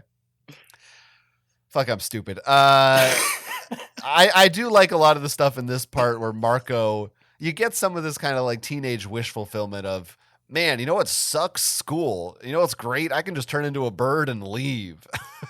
That's fun. You want to know what a shitty kid I was? Clearly, this part because while he's talking about how great it is to fly out of school, That part was like I breezed past that. He also has a lot of like long descriptions about how you can use thermals to get altitude for distance flying, and clearly that part made an impression on me. I like the thermals. Jesus Christ. I thought you were going to say something cool that like you were skipping school as a kid. No. I I was was not a like, cool kid. man, I don't know. I could see that for you though. I want to see that for you. Hmm. I want you to be like a cool kid who's like smoking cigarettes in the bathroom and ditching. Nope. Ugh, Not me. God I damn it. was a good kid. The only times I ever got in trouble was for like the couple times some parents complained because I dressed up as Jesus for Halloween and I carried like an 8-foot cross into school with me. Uh, and that time when I told my dad I failed a class and he called the teacher and everybody got mad at me. It was a joke. You told me about this. It probably wasn't on the podcast It though. was So not on the podcast. Those are the only times I ever got like I had to talk to the principal about something. yeah, there was one time when I got kicked out of school, but we don't need to talk about that. Okay. So, is it a joke? Is he joking? I don't know. Maybe No one not. knows. Are we getting to David's house again, or is that next? Yeah, we're at David's house. Once again, Marco does not heed Tobias's warnings and just walks in and sets off a bunch of burglar alarms. He's really This is where shit really starts to hit the fan. yeah, it's going to be just a lot of chaos for a long time at this point. Uh David's dad shows up to handle the burglar alarm. He's got a gun because he's a secret agent or whatever the hell. Marco like hides under the bed, Axe hides in the closet, but the snake's under the bed. So David's dad he's about to find Marco, and Marco's trying to morph the snake. So Axe distracts him by morphing Spider. And in the midst of all this chaos happening, the email goes out. They fucked up again. They didn't stop it from going out. So the email goes out, and now the Yerks are going to show up too.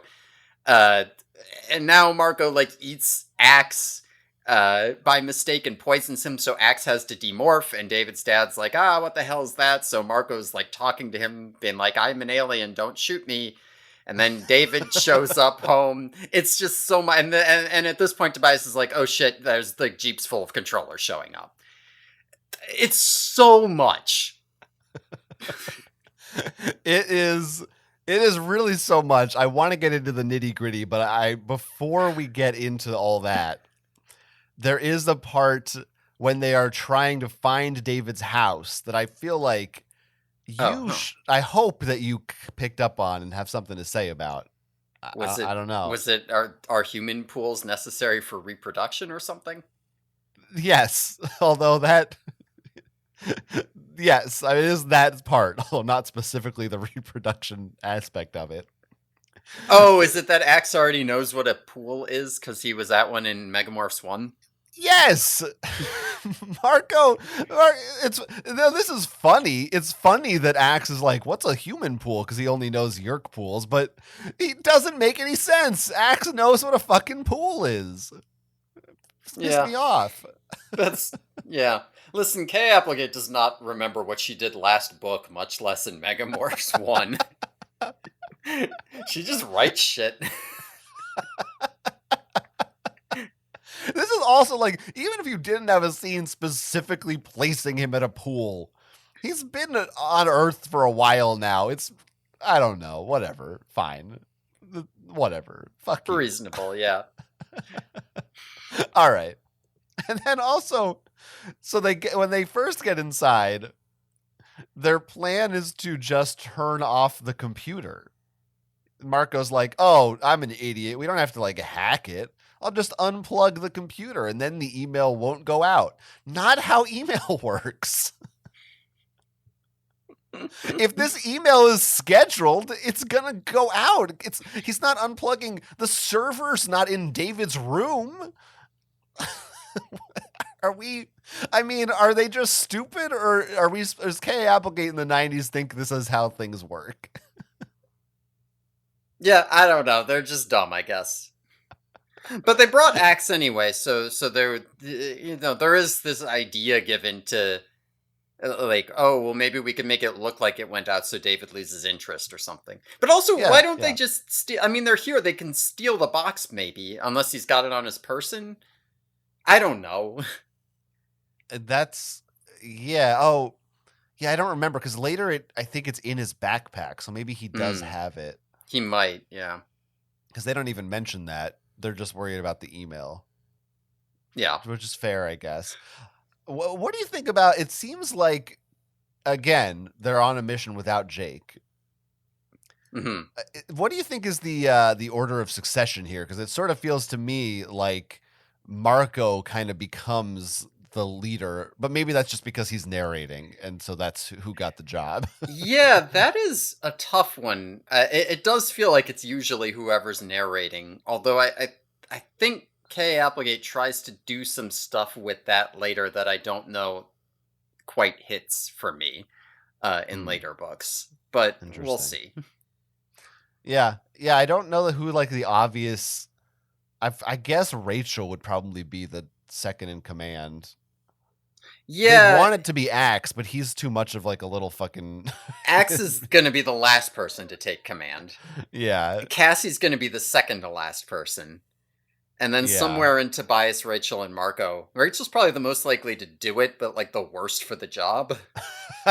Well, I feel like Marco, no one's gonna take seriously, and Tobias is a fucking bird, so like it's just hard for him to. So I think it So goes Rachel, Marco, Tobias, Cassie, Axe, sure. This time it's Marco David. though because he's well, it's Marco and Tobias is like Marco, don't go in there. Marco's like, what do you mean? I'm already in here. Yeah, 'cause he's the leader. Yeah, they need an agreed upon leader to be like, Marco, don't do anything until I tell you what to do. So this scene, Yeah. This whole opening is just like a comedy of errors. Like nobody does yes. anything right, and it's just a complete chaotic disaster the whole time. This really descends into some Three Stooges shit. Like I I mean, it is funny, and I was laughing while reading this, partially just because just so many things get piled on that I almost couldn't believe it. It's just you've got the whole scenario is already at level 10, Hmm. and then the alarm goes off, his dad is shooting at them with a gun, and then Marco's doing his shtick being like, we're aliens, and then the Yerks show up, and that's we haven't even got to Yeah, that part yeah. really. If you That's think the craziness is over, it's gonna escalate from here. I had to break the chaotic scene in half because it's too much. Kay Applegate once again earning her nickname K.A.O.S. Yeah, I think we you're made right. that joke once. I think you did. That's our new nickname for her. Just it is it's fucking it just feels like I don't reading this my brain was unraveling. It's just and maybe we're not if you haven't read it it's maybe hard to convey just what a fever dream it is to read.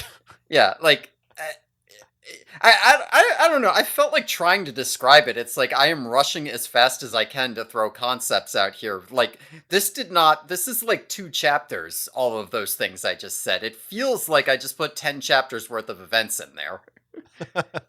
No. No, this all just happens. Yeah. I gotta mention also one minor thing, which is once again he uh he acquires the snake, Oh yes. Hmm. and they once again mention that oh animals become peaceful when you acquire them most of the time anyway. We have had so many mentions of this most of the time because one time it Hmm. happened that the animal didn't get calm, and she for some reason feels it's necessary to point that out in every book Well, after this that. snake didn't get calm either. We have 2 instances. It didn't. No, it kept thrashing around and biting him. Oh, you're right, literally the next line is but not the snake. All right, okay, well hey, there you go, Two. we have another instance of it. Yeah, no, that's that. I'm glad you brought that up because I wanted to talk about that and I forgot to write it down here. So Well, I was so excited to write about, okay, Applegate's so stupid. Why does she keep mentioning this? That I didn't notice it's because it happens here. I just moved right. To be fair, though, it's literally yeah, the snake kept thrashing around, and then the next like that's it. yeah, It doesn't that's really it. matter that it thrashed around. Yeah, the snake has been de-venomed, so Marco doesn't like it bites him, but it doesn't matter. It's pretty easy to gloss over that line. It's just Yeah, it's just one other thing that yeah. happens. And this section into the next section, she goes really wild with the sound effects. Right. When that burglar alarm is going off, you're just constantly seeing the wah wahs. There's like a phone ringing, deedly deedly deedly, like just everything. What phone is Deedly Deedly, by the way? He doesn't have a cell phone, or maybe he does. I guess he Yeah, could. this is definitely a landline. Landlines don't go Deedly Deedly. It goes deedly deedly. All right. All right, maybe it's But yeah, Ned Flanders' landline. this is one of those books though that like if you open up to the middle, you can kind of tell where the action sequences are without reading because you just get the big like crunch line or whatever all over the place. I need to point out we are about a third of the way through this book. Okay. God damn. Okay. Okay. Okay. Okay. It's not going to take us this long to get through the. And my notes are actually like we're not that We'll far see. off track. We'll see. We'll see.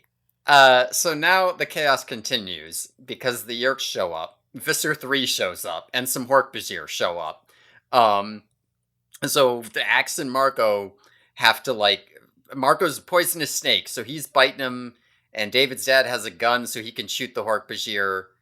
The Axe gets into a duel with Visser 3. And then more Hork-Bajir show up, and the other Animorphs show up, and it's complete pandemonium.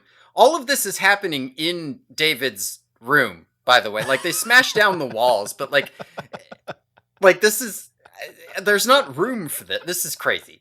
And if it's not enough that we have a tiger and a bear and 6 Hork-Bajir and 2 Andalites and 2 humans all in this one bedroom, I guess they knock down the walls. Visser 3 morphs into a giant monster. So just describe this giant monster. It's called a Dulafanza? Is that how you pronounced it? Sure. Duel. I don't know how you say that. Dule. Yeah. But it's a big purple monster guy. He has to like hunch over to fit in the room. It's got 2 very widely separated feet, with 4 thick toes each, as big around as Marco's thighs. Its face is in the center of its body, and it's got a long snake tongue. It's got 4 arms with like weird red traffic cone points on them where its hands should be, and it can shoot them out and then retract them at high speeds. I'm imagining like a huge purple thwomp with limbs and weird hands here. I don't know. There is definitely something I'm picturing from a video game that maybe it's from Serious Sam. That has like the face is on the chest and it doesn't have a head. Yeah, but it's something like that. They're gonna lose this fight because so Rachel like smashes. She tackles David like through the window, and along with the blue box and the Animorphs, like they all fight their way out. And Visser 3 doesn't want to follow them out into the open suburbs because he'll blow the Yerk's cover if there's just a giant monster and Hork-Bajir running around in public. So the Animorphs get away with an unconscious David and the blue box. Again, I just sat... this is... It just doesn't stop. It's such an escalation. I feel like we didn't even talk about the fact that Marco eats Axe. Oh, no, we did. Yeah, I like said it in my list of many, many things that happened. Yeah, but we didn't talk about it. There's another vor scene in this book. Yes. Oh, yeah, and a good Axe line. I don't know if you have it. Is it, did you ingest me? Yes. Yeah, it's pretty funny. Again, like a lot of the stuff in this scene is funny. I think it's supposed to be funny. Yeah. It's just so much. Yeah, this vor scene is not quite as hot though because Axe is a spider and it's kind of disgusting. Yeah, it's over kind of quick too. But he feels him squirming inside his mouth, and the 8 hairy legs kicking. Yeah, this whole scene is very vivid for me because, Because of again, your like this vor is fetish. one of the first like giant Animorph scenes I ever read. And like at this point, this is the second Visser 3 monster I ever would have seen, and I would have reread it like 2 or 3 times before I picked up another book. So like this is the Visser 3 monster for me in my head. This is like the crazy Animorphs battle scene, and it's one of the most insane ones. Like just the fact that like you couldn't fit all of these people in my room right now. Yeah, I do love that it's just taking place in a suburban bedroom instead of, it's always in a hallway in a facility where like no civilians are around or something. And this is just madness occurring in a child's bedroom with like at least 2 Hork-Bajir and a Morph and an Andalite and they start with 3. In the final bit where Rachel and Jake show up, there are 6. Yeah, it's nuts. Yeah, I believe Marco uses the phrase "an explosion of wild, insane violence," which is a good phrase. It is, as I said at the beginning, unhinged is how I would describe this book. It is just nuts. And all of this has me asking questions. Questions like, why did Visser 3 believe his best plan here was to come in with Hork-Bajir as an Andalite? He doesn't know Andalites are going to be here. He doesn't know they have any knowledge of this. He's just going to infest them all or something. I don't. But this is what you do. You go in as a normal man and just say, "Hey kid, here's $500. It's more money than you've ever seen in your life, and it's the 90s. Give me the cube. I now rule the universe because I fucking got the cube." This is what Visser 1 would have done. She would have done this. No. Visser 3 is a fucking moron. Visser 3 really is getting into his 80s cartoon villain shtick in this section. Not just because of that insanity, but like, he's got a lot of lines in here where he's like, "Oh yes, I want to buy that box. What could I offer you for it? I know. How about I pay you with your father's life?" Yeah, which is good. I don't, well, maybe he should just kill him anyway and just like take the cube and run. I don't know, but it's fine. Yeah, I don't know why he doesn't just kill him right there. Like, I guess like, he's afraid of retaliation. He's afraid that this 14-year-old kid is going to fight him off, so he's got to threaten him with his dad's well, there's life. An Andalite too, right? I guess that's true. Yeah. Yeah, he doesn't. He's trying to get out of here safely or something. I don't know. I also wonder why Visser 3's so stupid. Marco's a snake. He could just bite his ankle and he'll hop out of his head. Squirm away. Gotta mention it. Gotta say. Gotta do. Yeah. You gotta bring that up. You gotta do. I mean, I don't even know where to continue. There's so much here. Yeah. Where do we? I have more. I know I have more. Go for it. I honestly don't have that much more because most of what I have to say about this is just, it's so much. I like the bit where the real snake gets taken by Visser 3 at the end, who assumes that he's captured an Andalite. Now, that is sad. I don't like that. So the name of the snake is Spawn. I don't know if we said that. Yeah. I just want poor Spawn. It's just an innocent little snake. He's living his little snake life. He lives with a nice boy that is his friend, Now he's going to be tortured by Yerks? That sucks for this poor guy. This is a casualty. This needs to be remembered. I think there better be a book later on when somebody kills a Hork-Bajir and is like, this one's for Spawn. Yeah, fuck that Hork-Bajir. Well, I did, Visser 3, I'm like, well, that's too big. Yeah. It's probably. Anyway, also, like, David's dad loses a finger. Yeah, Axe cuts off his finger when he tries to shoot him or something. Marco gets a bullet shot through him. He's a steak and he's like looking at a bullet hole in himself. Yeah, David's dad is just at some point decides the best thing for me in this situation is to shoot the snake. And just shoots him. There's a hole in Marco. There's so many things that are fucking happening, and even especially from the perspective of David and his dad, who they're just like coming home from school on the day at work, and they just find themselves in the middle of this fucking Animorphs fight. They don't know what the hell is going on. Yeah. It's complete insanity. I do want to say at this point, and I'm glad that you haven't said it yet because I want to be the first one to say it. Do it. That I think maybe Visser 3 is just really craving some Kraft macaroni and cheese. Because he keeps going on and on about the blue box.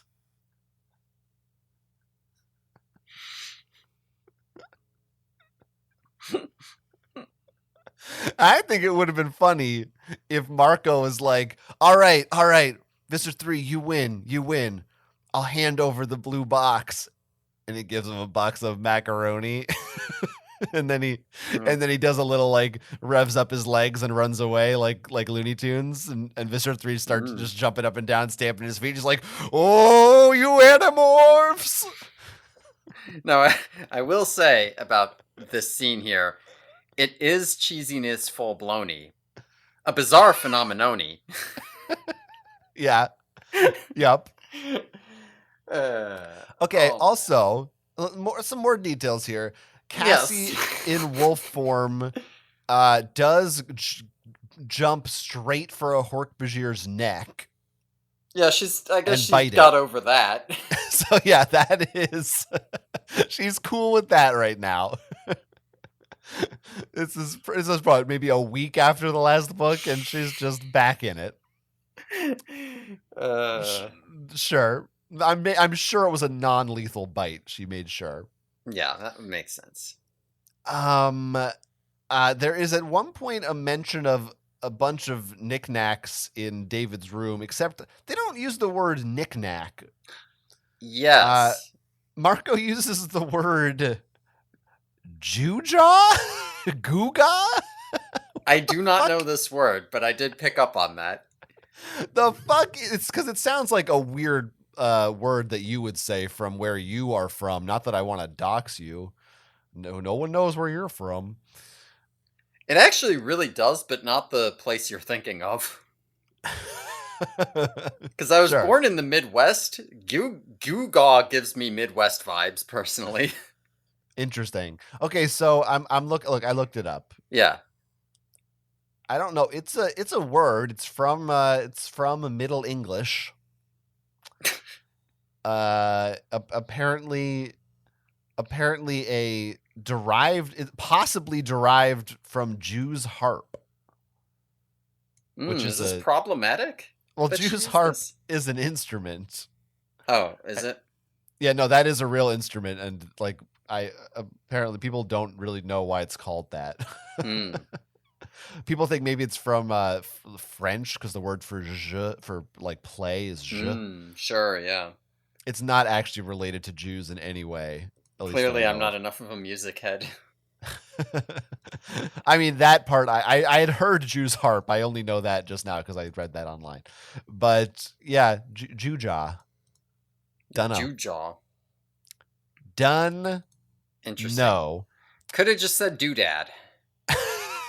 Could have said that. This is definitely a thing that like Kay Applegate's parents said, and Yeah. she's just like, yeah, everybody says gewgaw. Yeah, 100%. Until you say it to somebody and they're like, the fuck did you just say? Uh, Yeah, I guess. Yeah, I don't know. I think it's also worth noting that there's a lot of gun violence, like real gun violence in this, mhm. which other than the only other instance of that I can think of is at the Fenestra's mansion. Otherwise, it's usually laser guns and shit. Yeah, So there's a it couple other scenes where they get shot at, but not like hit or killed. yeah, it feels maybe it's because this is just a guy in a house. It's not like he's not military. Well, I don't know. He's not military, and he's not like working for the Yerks or something. The fact that it's just a dude in very close proximity in the middle of a suburban house. It feels a little more immediate. Yeah, I mean, like they do describe him like, point blank putting like three in a Hork-Bajir's chest and shit. Yeah, I believe yeah, they say he's NSA at some point, but they do. But I guess that's it's not the later. military. That Uh, is that a no, branch it's of the something no? else. I don't know. It's government. Yeah, It's A. It's the NS branch of A. yeah, right. Okay. Uh, All right. so this is where I want to start my main point that I was thinking about with this book, which is that this right here, this is what you expect the end of a book to look like, right? We get this massive chaotic action sequence in which they rescue David and get him out of there, and they now have the blue box. And then we do one final chapter to wrap it up, and that's where the first part of the trilogy ends. And, next book, we can get on to the rest of the stuff. Perfect timing. We're almost we're about to hit 2 hours. This is right where it should be almost over. Yeah. Unfortunately, we're only about 2/3 of the way through. Are we even 2/3? We're like halfway through. I don't know. I feel like we're like 2/3 of the way through my notes. I know because I'm reading on a Kindle and it Yeah. tells you the percentage of the book that you're through. Oh boy. And by the time you get through this whole scene, yeah, I guess you're about 60% of the way through. Okay, sure. A little less. Oh god. Yeah, so it's you have a trilogy. That generally means that you can take your stories and like stretch them out more. You have time to sit with it more because you have more time to tell it. Not, oh, I'm going to have 3 books to tell a story. That means I could get 5 books worth of content in here. Well, the question we have to ask is, did she know this was going to be a trilogy? Or did she start writing a book and just go, oh my God, even for me, this is too much. We got to make it to be continued. Yeah, I don't know. It was very hyped up to be a trilogy. Yeah. I don't know how much of it was her. And maybe Scholastic said, "Can you write a multi-parter?" I don't know. Yeah, I mean, the fact that knowing how short a span these books were written in, the fact that they marketed it makes me think they must have planned it out that way. Yeah, Although it it could doesn't be. feel I don't like know it. the details, but we'll ask her when we do our AMA. Yes, when we get her on the horn, we will figure that out. Yeah. It would really suck if, I mean, we're not gonna, so it's fine. But if we really did get her, there's so many questions that I'm not writing down that I'd be like, I would feel bad. We would never. We'll just remember to re-listen ask. to our podcast so that we know.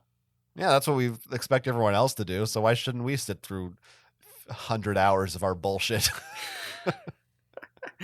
Oh god damn. Are we continuing this book? Yeah, I'm ready to continue the book. Oh my god. So there's a lot more. All right. Part 2? No. Keep going. They're hiding out in the alley with unconscious David, right? His parents have been taken and infested, and they basically have 2 choices. They can either take the blue box and leave him here unconscious, and he's fucked. He has no house left. He has no parents left. The Yerks are going to get him, or they can give him morph powers and make a new Animorph. So they all go to like vote on it, and as they do, and it's all going to come down to Jake's vote, of course, because Jake's going to have to make the decision. He's the leader, and of course he's going to decide to do it. And David wakes up, and Jake's like, "Welcome to the Animorphs." And then we get a second expository chapter where they explain to him what's up, which could have been the expository chapter of another book, but no, we're going to do it here, where they explain to David what's up.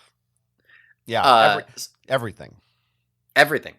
So, big, important, this is it. We've got a new Animorph. We've added it. They are going to they're taking a new guy who we've just met into the group, and he's going to get morphing powers now. This is pretty huge. It's a big step. I feel bad for David because the other Animorphs got to go through this series chronologically one at a time. He's got to absorb 20 books worth of lore in a single afternoon. Yeah. And the other Animorphs, like, I guess they watched Elfangor get eaten, but like, I feel like what David just went through is way more traumatic. Yeah. He just lost both his parents. Yeah. They're not dead, but they're Yeerks. I don't know if that's explicit yet, but it's pretty... I think they say that Tobias says, like, I saw him take his mom, too, or whatever. And his dad, or whatever. Yeah, and then, it's kind of nice that Marco's narrating this book because he kind of relates to him, the fact that his mom is also one of them. Axe is in his, quote, weirdly handsome / pretty morph. Mm-hmm. But not disturbingly handsome this time, just weird. So Marco's actually warming up to the idea. Okay. He's no longer disturbed by it. He just thinks it's a little weird. That's a little weird. Kind of interesting in a way. Yeah, so I'm just, tracing the trajectory of the trajectory? Jesus fucking Christ. Anyway.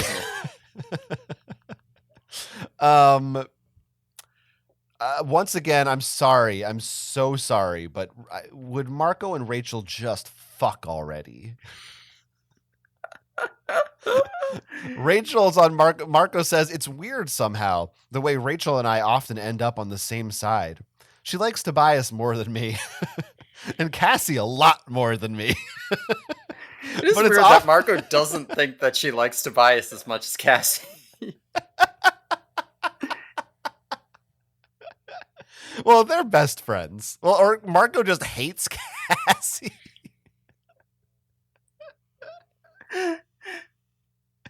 But anyway, he says it's often the two of us together on big issues. Come on. They are destined for each other. Marco is the one who's into Rachel here. Rachel just wants to fuck a bird. All I care about is Marco's perspective, because that's me. Okay, that's reasonable. But yeah, that it is kind of weird that Marco implies here that he doesn't like Cassie.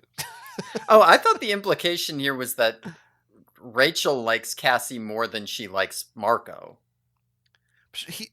The line is she likes Tobias. Oh, she's saying. Oh, you're right. I was reading it the wrong way, I think. Okay. Marco's saying Rachel likes Tobias more than Rachel likes Marco. Yeah, that's what I thought. I read it as Rachel likes Tobias more than Marco likes Tobias. She likes Tobias more than I do, is how I was reading it in my head. Those things are still true. Like, Rachel does like Tobias more than Marco does, and I do think that Marco does not like Cassie very much. Yeah, I think that is true, but I don't think it's nearly as... I do think there's some friction between him and both those characters, so it kind of does work either way. Yeah. But it makes more sense, I think, the way you interpreted it. And grammatically, I think it's more that way. Okay. Glad we cleared that up. Glad to be right. But even with that interpretation, it does seem like it is weird. Like, does Marco not think that there's like a thing with Rachel and Tobias, or what? Nobody does. The Kay Applegate doesn't. It doesn't come up. It's not a part of the series at this point. There are a couple scenes still. There were a couple scenes in like book 3, and then that was it. It's frustrating to me. I want more fucking romance. Give me the bird love. These teenagers should You be need to fucking romancing. write your fanfics here. There's a great line when Marco says he names his cat Megadeth. He's a cobra named Spawn. What kind of a kid is that? Cassie says, a kid with bad taste in music and good taste in comic books. That's pretty good. Cassie doesn't like Spawn. Get out of here. Cassie does like 9-Inch Nails, though. Yeah, you know what? Maybe she does. Cassie's cool. Yeah, that also does read kind of like an author opinion insert here. 100% it is. Yeah. But it is funny, so. It is pretty good. I also like the bit where Tobias is like, hey, it's cool. Like, we all didn't know each other at first. And Rachel calls him out. She's like, we didn't know you, Tobias. Everybody else knew each other. Kind of a dick thing to say. Yeah, that is pretty weird. Weirdly aggressive of her to say that.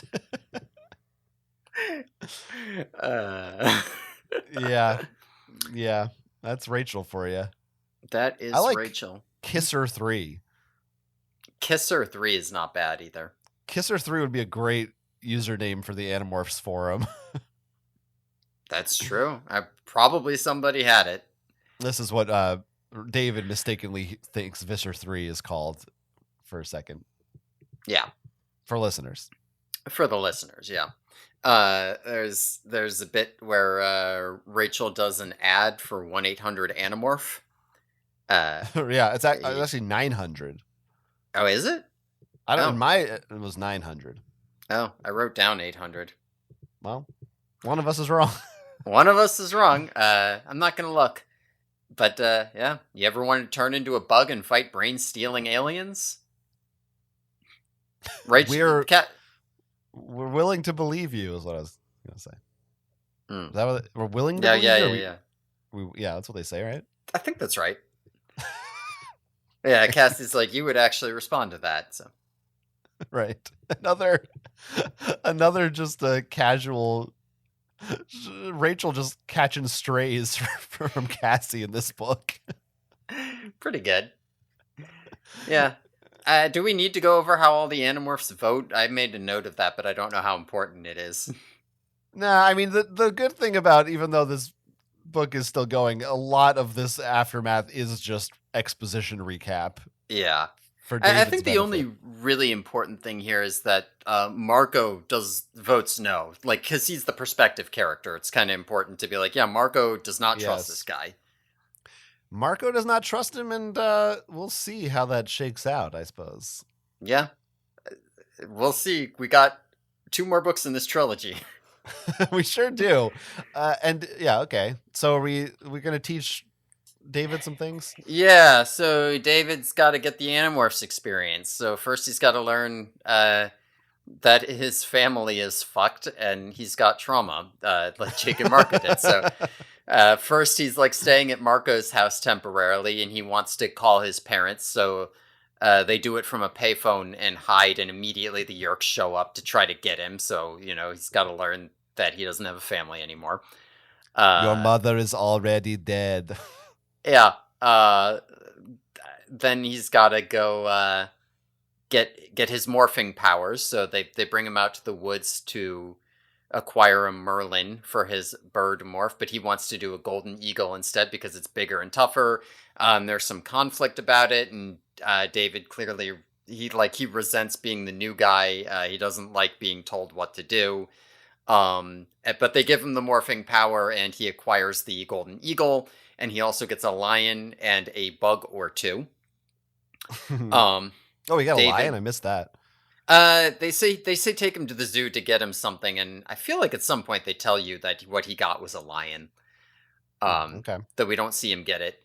And we also see him do his first morph. He morphs into the golden eagle, and he does the finger bone thing Marco did. and he gets to, he has a golden eagle instinct moment and immediately goes to try to kill Tobias, but Cassie stops him. It's a little sus, but also, it's golden eagle instincts. Um, and then rather than, their first time morphing where Jake was a dog in his backyard or whatever, they're like, all right, cool, you're an eagle. This is your first time ever having morphed. Cool, let's fly out and go scope out this mission we're going to do. Yes, I think it's very important to point out here. These are two. I think these are two separate. He acquires the eagle, and then he goes and acquires stuff at the zoo. Yes. And then they do a mission where he morphs for the first time. Yes. He doesn't do any practicing, no nothing. He gets all his morphs and then they just fly out in his first morph. What the fuck? What the fuck is this? Yeah. They take him all the way out to the middle of the woods and they're like, yeah, acquire it. All right, now let's all go home, and tomorrow you'll go to the zoo. Turn into the fucking eagle. Just fucking morph now. Yeah. What the fuck are you doing? Yeah. And on the same point, and we brought this up before, they're all like, you should get the Merlin because it's swifter and more agile. And, sometimes we have issues with eagles being too big. And David's like, I want to be the eagle because it's big and tough and can fight well. You can have both. Like, David makes a strong point, like, you don't need to be like, well, I don't know about that, David. You should just get the Merlin because a lot of times that's more useful. Okay, he makes a point. Maybe he wants to fight as a bird to get them both. I mean, you are right. I do feel like the point of that is to establish that David is a little shit. Yeah. And that he's a little bit, I don't know, unpredictable, maybe on the aggressive side. Because I think, the idea seems to be we start him off with a smaller morph that's not as dangerous, except then they're immediately like, now take him to the zoo for, I guess, a lion. Yeah, because he needs to. Yeah, it does feel like you're supposed to see basically David, he's more interested in being aggressive and powerful than doing, the like quick and agile get in and out stuff. And also he really does not like it that Jake is sitting here being like, well, I've got the experience. I'm the leader. I know what's up. And David's like, dude, don't. Like, I don't want to come in here and have everyone be like, we know what's best for you, David. And I do kind of feel him on that. Like, it would be kind of obnoxious. Even Marco is kind of on his side. Yeah, Marco is kind of on his side about it. He's like, I still don't like him, but this is kind of cool. Yeah. I feel like this is a common superhero trope although I won't be able to come up with any specific examples. So I don't know, where like a new person kind of gets the powers or joins the team but they don't have the same level of responsibility or restraint, and they end up becoming kind of a villain. I mean, that kind of happens in every Marvel movie, doesn't it? It kind of does. Yeah. That's pretty standard trope, yeah. That's all the shitty Marvel movies where it's just the villain is just like, I also have your powers. Right. Yeah. And it's hard to parse out with David, like, what is coming from, like, him having like a certain personality and what is coming from they took this kid, they took away his family, his house, his entire life, they threw him into a war, and they just said, all right, well, first thing you're going to do is the most important mission you've ever done, and we're not going to practice. Here you are, right? Life and death, literally day one, life and death. Fuck you. Yeah. And we just expect you to go along and follow orders and fight with us the way that we all do as a coherent bunch. Like, of course he can't do that. No, this is an insane thing to ask of anyone. Like, he's gonna fuck it up. He's gonna rebel and push back. That just makes sense. I guess we're expected to believe that they have no choice. Like, they just have to bring him because he's... I don't know. I don't know. Yeah, that is a good point, because I was thinking, like, yeah, but they do have to do this mission. They could just leave David. Yeah. Like, wherever he would normally be staying. Yeah, and they do raise those points you just said, too. At least maybe Rachel does. It's Mm, like or somebody's like it will be hard with a new guy there, but they vote on it, so that just yeah. happens. No, that does not make it easier to have one more person when the person's new. It makes it harder because you have to watch out for them and teach them. Yeah, it's bad. It's bad. I kept kind of waiting for some kind of a little twist, which we kind of get soon. But I was expecting Yeah. either like, oh, the morphing he won't be able to do it for some reason, or like he'll have some kind of reaction to it. Like, I thought there would be some Yeah, we wrinkle, but only there's a little bit here where they're flying out where like as they're flying out David attacks and kills a crow as the yeah, golden eagle. I don't know if that's the part you're talking that about here. that yeah, that to me was Yeah. the okay. The twist is that David is a piece of shit. Yeah, like because when he does it, he's like, "Oh shit, I got caught up in the instincts," which is believable. But Marco does not believe him for a second. He's like, he did it on purpose. He thought it would be fun to kill that crow. Right. Yeah, So I'm th- interested in that. yeah, there is some element of David being kind of a piece of shit in here as well. I'm trying to figure out, is he the same age as them? I feel like he He acts a goes to little their younger. school. Yeah. I don't know. That's a good question. I don't think they say whether he's in their grade or not. Yeah, I don't just because of how whiny he is. Mm. It just seems like maybe like he's a freshman and they're sophomores or something. I don't know. I I don't know mean, what it they're could supposed to also be. just be that he is still more of a Oh wait, regular kid. are they in? Oh no, they're in middle school still, aren't they? Are they? I don't. Yeah, they're yeah. If Shouldn't they're they four, have? well, it depends on. For me, middle Yeah. school was sixth, seventh, and eighth. So for a lot of Yeah. places, it's different. Yeah. But they I think they got to be at most they're freshmen in high school. Yeah. No, I was actually. When you say that, it makes me think. Shouldn't there have been somewhere around here a transition from middle to high school? But I don't think they Yeah. ever have that transition in these books, even though they should go through that. Mm. And Chapman's just the vice principal, so yeah, I don't know. They just have one of those schools where it's all one, I guess. I guess so. I also I did like the moment where Marco has a moment of sentimentality as he watches him Yeah. become an animorph, and it reminds him of an immigrant getting their citizenship, which is a little corny, but it's kind of sweet because he relates it to his mom. So, Yeah, I think we didn't know until this point that his mom was an immigrant, but okay. it's nice. It is a nice moment. It's hard for me to resist just being like, yeah, fuck America. No, it's bullshit. Fuck. But Yeah, I feel you. Um, and some I'll good bird definitely racism too. right. Sorry, just wanted Tobias has some bird racism bits. That's all. Oh yes, no, there are some good bird racism bits. He calls golden eagles psychos, them and crows and jays and a few other birds I could mention. Uh, there's Yeah, he does not like that Cassie because they're out there with the golden eagle too because Cassie's going to release the injured bird back in the wild, and Tobias is like, "Do not release him this close to my territory. Fuck you." Not in my backyard, says Tobias. Not in my small town.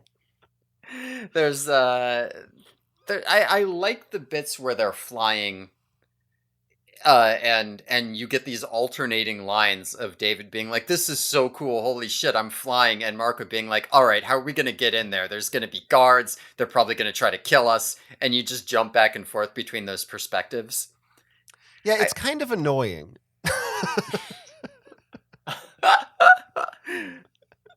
But I think it makes me appreciate how far the Animorphs have come. yeah. Because David is fully in book 1 mode. Yes. And I'm over here like, we've done. I don't need to hear about how flying is fun. Like there's important shit happening, David. Mm-hmm. So I kind of like it from that perspective, but I am a little bit like, oh, Christ, David, shut up. Yeah. No, Marco is on board with you with that one. He is also As annoyed by it in the usual. book, but Often I find my own thoughts mirrored by Marco's in life and in these books. yeah. No, I did like that bit there. I think it did a decent job kind of illustrating where these characters are. Yeah. And also that David really should not be coming out on this mission yet. They should not be No. bringing him. He's not ready for Mm-mm. this. No, no. Nope, not even a little bit. And also very quickly, I liked Yeah. when I guess is it? Oh no, it's Axe. Just has a little dig in at says your technology is, well, it's not exactly Andalite technology. Yeah, yeah. So That's what we're about to get to. that's where we're getting to. They all right. I'm just going to go through the rest of this book. This There's is still it. We're at the end. We're at the end. there is a lot of shit that happens, but it's mostly chaotic action sequences. So I'm going to go through it and then we're going to have a lot to say about it. We'll see. Well, we'll see. All right. So as they're flying, they see the president's helicopter also flying to the resort, and along with it, there's a second like a Secret Service decoy chopper or whatever. They see the Yerk stealth shimmer above it, which this is Axe's dig. Well, the bird eye shouldn't be able to see it, but and it's too big to be a bug fighter. It's the blade ship. So they are coming to take the president now or something. The blade ship takes the chopper in. They stun all the humans aboard and project a hologram. And thinking quickly, the Animorphs are they fly into like the, what do you call it, the hatch, Sure. the docking bay, along with the helicopter. So they're all aboard the blade ship now, except for Rachel and Tobias, who did not make it in time and are stuck outside. They are underneath the chopper hiding, so they go Roach to get away. But David has kind of a meltdown about morphing Roach for the literal first time while surrounded by Hork-Bajir who want to kill him. And he screams and they get heard. So there's a big old chase with like the Hork-Bajir trying to stomp him and use bug spray and stuff. At this point, we get introduced to Slash Shoe, a guy who has a big slash across the heel of his shoe, who we're going to see more of next book. This is a recurring character, Slash Shoe. He is a man on board this helicopter. He may or may not be the president himself. We don't know. But we find out that the Visser is going to acquire him rather than have him infested. So the Visser 3 is going to acquire this guy and beat this guy, potentially, going forward. And then they're going to release the chopper back out. And when they do release the chopper back out, the Animorphs get sucked out the hatch with it as bugs. And so they are tumbling through the air as cockroaches. And the book cuts off on a cliffhanger ending. Yeah, which I, again, did not know was coming. Which, that's very... I mean, at what point in this book were you just like, where's the ending? I honestly wasn't thinking that because we've had enough Animorphs books that have insane shit happen and then wrap up in 2 paragraphs. So yeah. So you were expecting them to land and then be like, and that's it. I mean, I guess I assumed David was going to still be a part of things going forward.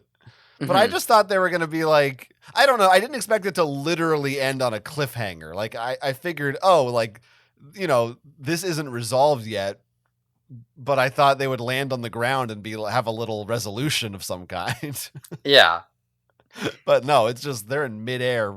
Fucking next, you're done. Yeah, and I don't quite remember, but like I'm pretty sure that's not that far off from what happens. Like they get out of it, and then it's like, okay, cool, we can move on to the next. Like this scene doesn't really continue. I don't think. I think she just wanted to end it on a cliffhanger. What do you mean? The next book doesn't open with them as cockroaches in midair? It does, but I mean, like, they solve the problem of them being cockroaches in midair, and then that's like the end of the scene. It's not like, and then we keep doing stuff here, Oh, right. Like that could have just been the end of this book. Like that could have just been the end of this book. But it's a trilogy, so they really wanted people to buy the next one. Right. You gotta end on a cliffhanger. All trilogies end on cliffhangers in every movie. We know that. Right. Like, it's like how in The Empire Strikes Back, we open with the Death Star getting blown up. Right. Yeah, exactly. Yeah.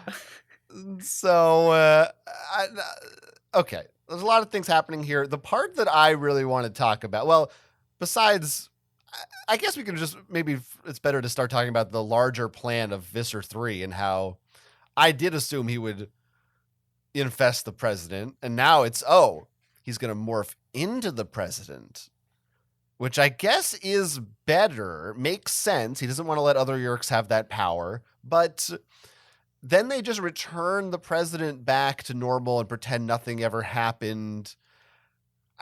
They don't just want to kill the president.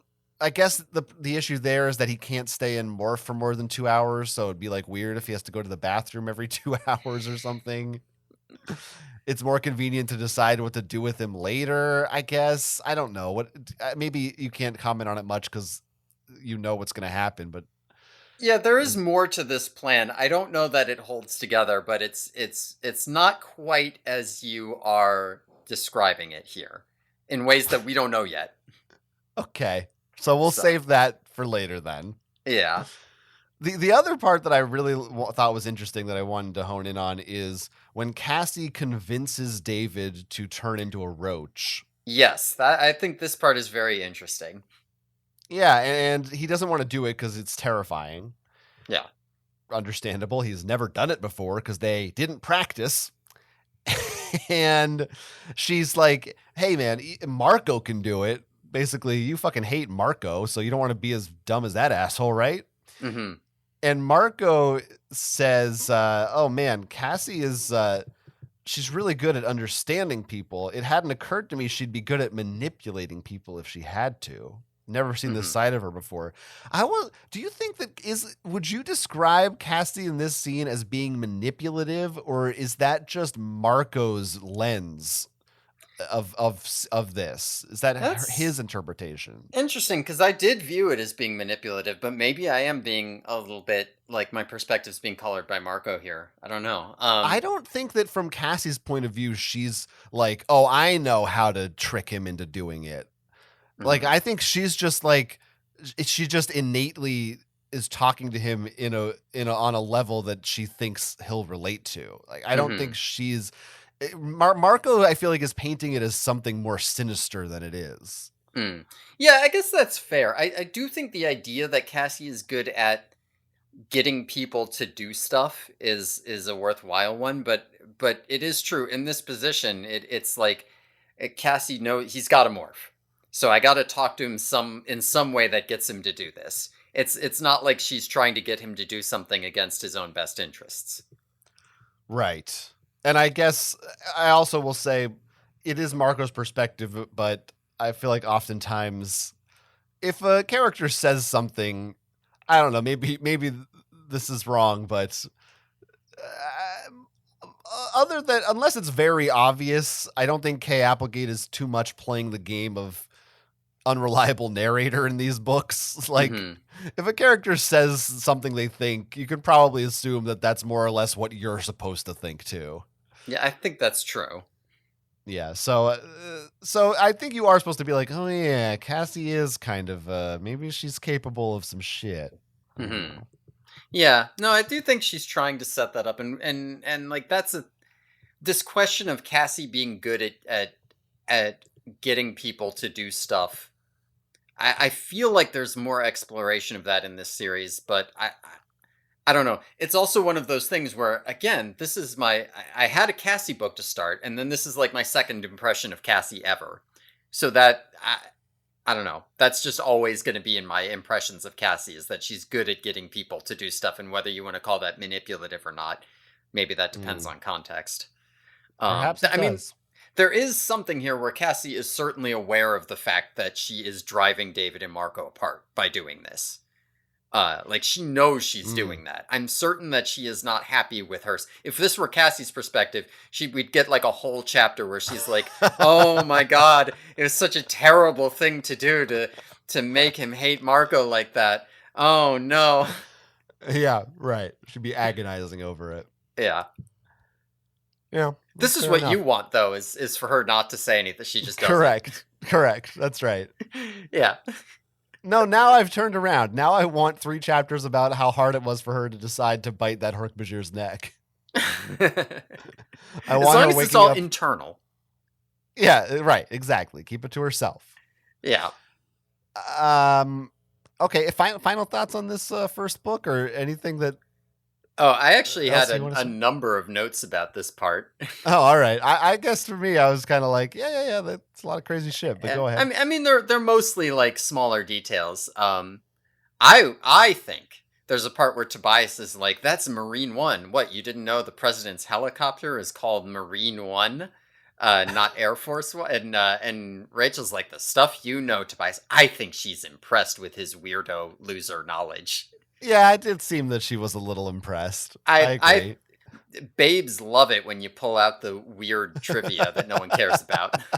They love when guys explain to them the minutia of military history, and If there's yeah. one thing women like, um, I uh, I also I think that some of Tobias's bird racism might be rubbing off on Marco. I feel like I've said this before. Like Marco takes digs at birds sometimes because he says here we flapped our wings like insane ducks. Oh my god! Sorry, my cats are fighting. I don't know if that's picking up on the It's mic. picking up. I'm hearing it. They are not being good over there. Cut it out! Cut it out! Bad cats. They're in. I can't see them. They're in the other room, so I can't. Oh my god! What is Jesus? Do you need to pause the podcast and All go? right, enough. They're in here now. No, they're fine. They're not actually gonna hurt each other. They just wrestle, and the one cat makes a lot of noise. They're fine. Hey, that's not nice. Stop it. Okay, it's fine. It's fine. We don't need to cut this out. Just keep Okay. it flow. We're almost done. Just go ahead. Okay. I also wanted to reference. There's a bit where they're flying at the helicopter, and they see two pylons sticking out for landing wheels. So they have to aim for the pylons. Now, as a kid, I did not know what a pylon was. I remember being pretty lost at this scene as a kid. I still don't know what a pylon is. What's a pylon? It's like a structure for like holding or carrying stuff. Generally, it's used for like those big towers that have power lines on them. So it's like a support beam. Yeah, Kinda? think like a structure made of support beams. Okay. So like landing gear, when it comes out, it's on those like things. Oh yeah, I've definitely heard it used around airports and things. Yeah. but I never really figured out what it means. Okay. Yeah, I mean, they're what you construct additional ones. You have to construct additional ones because you don't have enough power, so the pylons hold the power supply. Okay. Cool. Anyway, I just felt like bringing that up because we have two new words this book to learn about: pylons and gewgaws. It's a That's good right. vocab series here. If only we had written down. I know there were other words we learned in this series, but I forgot them Yeah. as soon as we were done. Then we'd have our vocab reading list. And I also just wanted to say That's there for were the listeners to do. Yeah, yeah. There were certain parts of this scene that I found to be a little bit Kafka-esque, you might say. Oh, really? Yeah. Well, just like when they were turning into the cockroaches, I got reminded of, I don't know if you've heard of this work called The Metamorphosis. No, I've Yeah. only read The Trial. I actually did really like the line where she says, uh, I saw hundreds of tiny distorted images of him opening his mouth to scream, and when I heard the weird railing, moaning, horrible sound, it vibrated down my antenna. That's some fucked up shit. That was quite a good line. Yeah. I think the only other note here I have is hitting off shala, no sound, hof visser. Right. All right, we Good can note. talk about the book overall now. Folks, I tried to get us in under 2.5 hours, but he wouldn't let me. Yeah, no, I had things to do. Listen, overall thoughts on this. My only lingering thought about this book, knowing there's trilogy coming up, so we'll have time to talk about more, is I feel like I wonder if Animorphs fans at the time were, maybe it's different because they were kids, but I feel like they must have hated David. It feels like very much to me like anytime an ongoing series introduces a new character, and especially when they're kind of annoying, that the fans are like, oh no, I don't like this. David's the Like, scrappy do. yeah, exactly. He's the scrappy do. He's the whoever the new baby was on the Cosby Show or any Hmm. anything. Yeah, I would have been very worried at this time. Well, but or maybe I Hmm. wouldn't have because I would have been a kid and I would have just been like, haha, I'm like David too. What if I got to Mm. become an Animorph? You know? Do what you will with this information, but I would say that, like, even looking at communities now as an adult, it is pretty generally true that David is very hated, but the David trilogy is generally very highly regarded. Okay, The I'll trilogy deal as a with that. whole. What So I will. do with that what you will. How do you feel about this as the opening book for the trilogy? Like, does this get you enticed for the rest of it? What does this make you feel like, just as an opener? Yeah, I mean, I'm still, like I said, I'm much more invested in the David stuff. I want to see how Hmm. that goes. Well, I guess I'm pretty invested in the president stuff now too. Now that he has the president morph, but yeah, yeah, it's a lot. It's a lot happening, but I'm curious to see how this trilogy of books goes. Yeah. I think as a kid, because I was just starting the story, it was like, oh, cool, a story. I'll get to finish it later. I don't know if I had an impact. Yeah, Yeah, I don't know. yeah. Um, yeah, Oh wish it was better gosh, paced. let's like this podcast. I wish it was better paced. Okay, now like I said, we have about 25 minutes of pop culture references to dig through That's true. because it's a Marco book, and Marky never shuts the fuck up with the references. Hell yeah. Here we go. Hmm. Try to get through them quickly, but we may have to stop for a few. He says, compares Yerks to you're the Muppet and they're the Hand if you're infested by a Yerk. Hmm. Once again, we're not the X-Men. No one's confused about that, Marco, I promise. He has a very old peppermint lifesaver. I was never into the mint lifesavers. I only like the fruit kind. If you want a mint, get a Tic Tac. I don't need a mint lifesaver. That's just me. That's not me. I like them. Many references to the Burger King that they meet at. Maybe I feel like more name drops to this Burger King than usually a fast food place gets in a single book. Yeah. Of course, he says to Rachel, "You and me, Xena," and somebody says Rachel says that makes Marco Hercules, or no, somebody else says that makes Marco Hercules. Maybe it's Marco says, I think that Of means course. I'm Hercules. Yeah. Of course, it's Marco. Sorry, but Rachel thinks that he's Joxer, who I had to Joxer Google. the Mighty. I I am know not a Joxer the Xena Mighty. head. Okay, so he was a guy on Xena.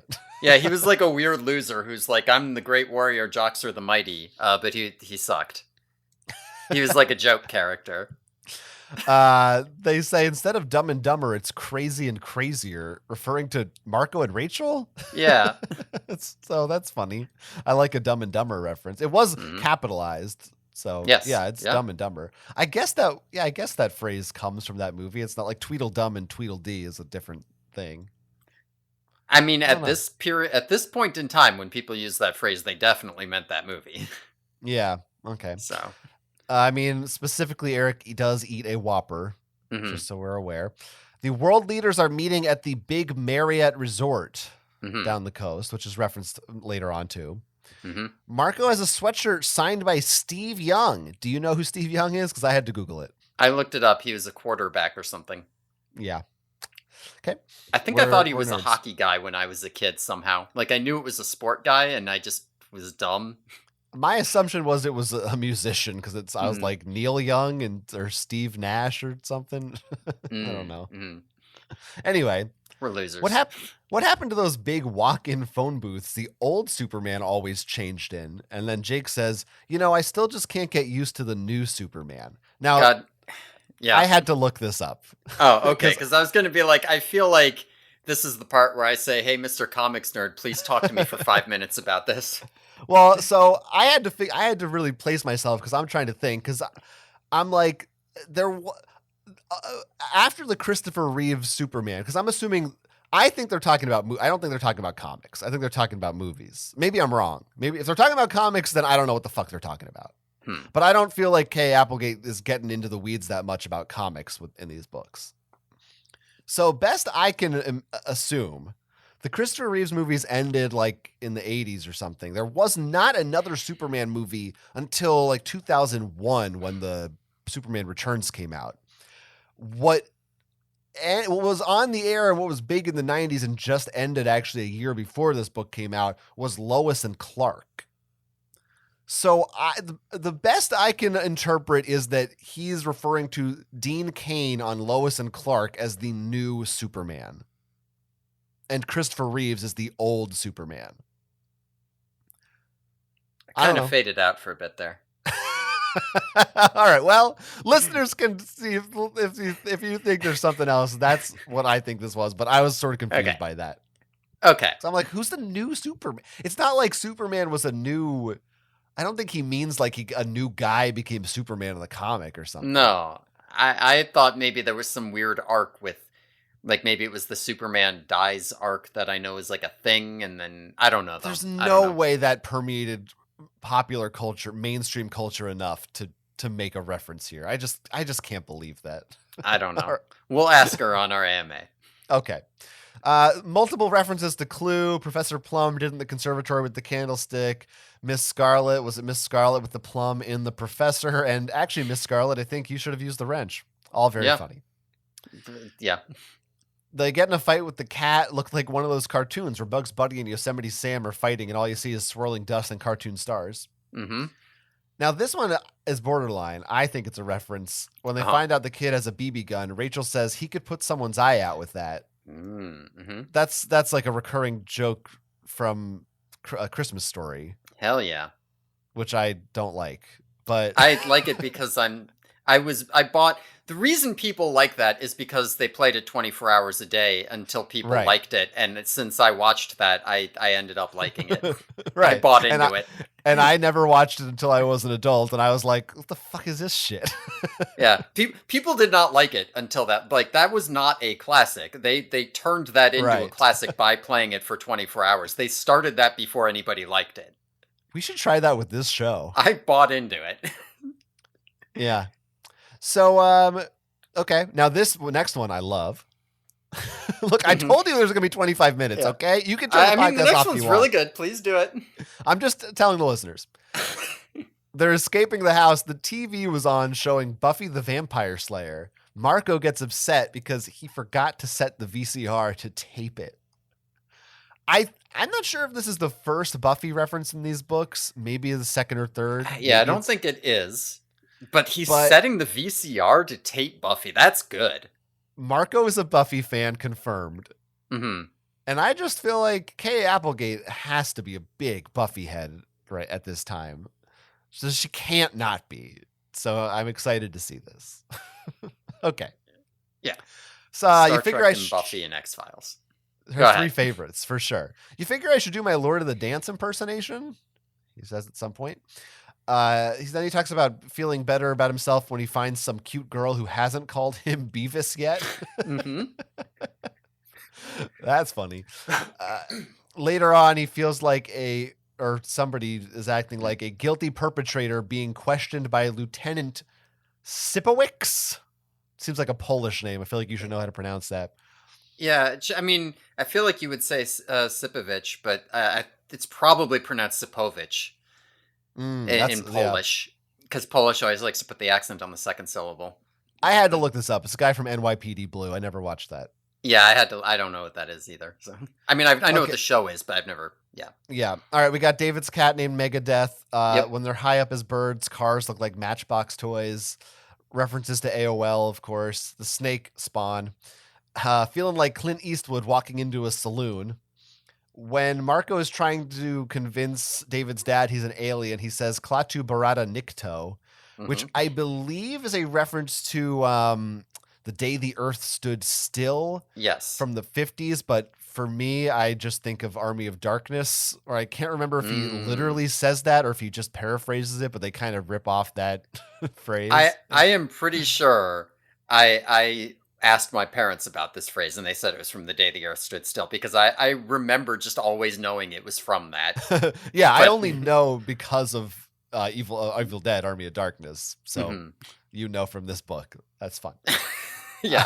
That reminded me, by the way, of like Back to the Future when Marty McFly is like, "I'm Darth Vader Mm. from Pluto," right? Yeah. Yeah, that's what that is. At some point, he says Axe is about the size of a Beanie Baby.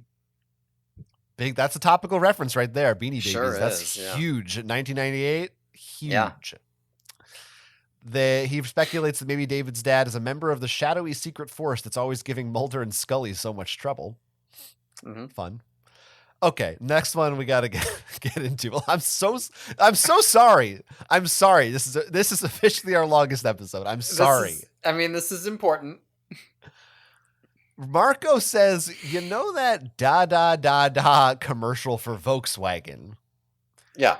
By the way, that the reference he makes, he could have just said, Volkswagens has nothing Yes. to do with this commercial. Yeah. I didn't remember this commercial. Did you? I looked it up and immediately remembered it as soon as I heard it. I looked it up also. I feel like maybe I remembered it, but not really. But it's a 90s Volkswagen commercial where two guys are just driving aimlessly, and there's this song by a band called Trio, which goes da da da. Yeah. And it's actually an 80s song, I think. And I just wanted to I copied down this comment someone left on that video 4 months ago. Uh-huh. from a user named M White Jr. on YouTube. He said, "This was a masterpiece in 97. Folks were like, you seen that commercial where they took the couch, then it stank, and they threw it back out? Folks were looking forward to this commercial. Man, what a time to be alive." And I really look that commercial up and that comment and this book. I feel like that will really put you back in a 90s headspace in a real way. Yeah, this is why we got to do the references, because this is why they are a product of the 90s. Yeah. Okay, the thing Visser 3 morphs into, it was as purple as Barney the dinosaur, but it was not cute, and it didn't look to me like an animal that would sing "I love you, you love me." This purple monster did not have a happy family. Mm-hmm. Slabs of sheetrock all askew. Rachel ran like a Mack truck. Marco lands on a capital D dumpster, and they hang out there for a while. Marco's idea with the cube is that they could infiltrate the Letterman show and morph on stage. His follow-up idea, by the way, is to go to the White House, but his first instinct is David Letterman. Yeah. I feel like this has happened before. By the way, Marco apparently doesn't realize that David Letterman is pre-taped. It is not a live show. So maybe not the best choice. They mentioned caller ID, which I think is a brand thing, right? Oh, interesting. It was capitalized. I think that someone invented caller ID and you had to buy it. Okay. I didn't look it up, but I'm pretty sure. They used the phone in the 7-Eleven parking lot. The payphone. The payphone, that's right. Not a phone booth like Superman, but it's a payphone. Yeah, we don't got those no more. No, not really. The Yerks come up in 2 Jeeps. David's dad works for the NSA. He says, "You want us all to join hands and sing the Star Spangled Banner at some point?" And then Cassie says, "We could sing Mbop." Yeah. Again, Cassie's not indoctrinated. She says that she doesn't know all the words to the Star Spangled Banner. That's right. Not like the dad on Seventh Heaven in that one episode of Seventh Heaven I watched last month. It's important that I say things like that. 9 guys in sunglasses are running over with their Uzis cocked and ready. Uzi, that's a brand of gun. They say, yeah, Jackie Chan himself, and David says Jackie Chan's not Chinese. Or sorry, he is Chinese, not Japanese. So he kind of gets an own in on Marco. Yeah. Little racist of Marco. Yep. Someone says, no one say Bond. Of course, why do I say someone? It's Marco. No one say Bond, James Bond, please. I don't even remember what the fuck. Oh, they're all talking about the different for British security. Yeah. Amazing what you can learn by watching movies of Tom Clancy books, Marco says. I think that's pretty funny that he specifies the movies of them. He does not read the books. No. Somebody is twice his size, like a, I don't know how you say this, Boeing? Jumbo jet? Boeing. Boeing. Okay. The Marine Corps helicopter, Marine One, Air Force One. Dentist who didn't believe in Novocaine gets referenced. More Looney Tunes scampering wildly like Wile E. Coyote, loading up to chase Roadrunner. He says we were Vipers on the interstate, as in capital V. We were Porsches on the Autobahn. Later on, he's a cockroach, and he does a bat turn that would have left the Batmobile skidding. A bat turn. A bat turn. A bat turn. That's what he says. Mm-hmm. He also says they're like an Etch-a-Sketch drawing because they are cockroaches in a small space. It's like, yeah, like two-dimensional movement. Cockroaches are going to move two-dimensional. Whatever. Yeah, sure. Marco's dumb. They start gassing them, and Marco yells, "Raid! Raid's here!" This is a reference when he says they're going to die and have to be explaining their impure thoughts to St. Peter. Sure. Yeah, it's a reference Bible's to a fictional character. It's a written book. That's our hot, controversial. We got to listen. Yeah, we got to finish this. And then he says the Leaning Tower of Wingtip. Right? Referencing the Leaning Tower of Pisa and a wingtip shoe. Yeah. Anything I missed there? No, you got all mine and a couple I didn't get. Great. Well, instead of watching Titanic or something, or spending time with your children, you listen to this podcast, and now it is at an end. How do they keep getting longer? I don't understand. I will say this book felt long. I don't know if it was just dense, but I feel like it seemed longer to me than other books. I can just too much confirm shit it was not, but there just was so much. Yeah. Hey, follow us at the Yerky Boys on Twitter. Don't. Just email us, theyerkyboys@gmail.com. And fucking, if you like listening to me for this long, then Jesus Christ, you might as well listen to my other podcast, which is called Geeks on Trial. You can find it available on any podcast network or on YouTube. Check it out. Yeah. Fuck Twitter and X. Don't find me anywhere. I'm done with it. Great. Love it. Yeah. Thanks, everyone, for listening. Tune in next time, and we'll be talking about Book 21, The Threat, in which Jake turns into Homer on the Yerky Boys.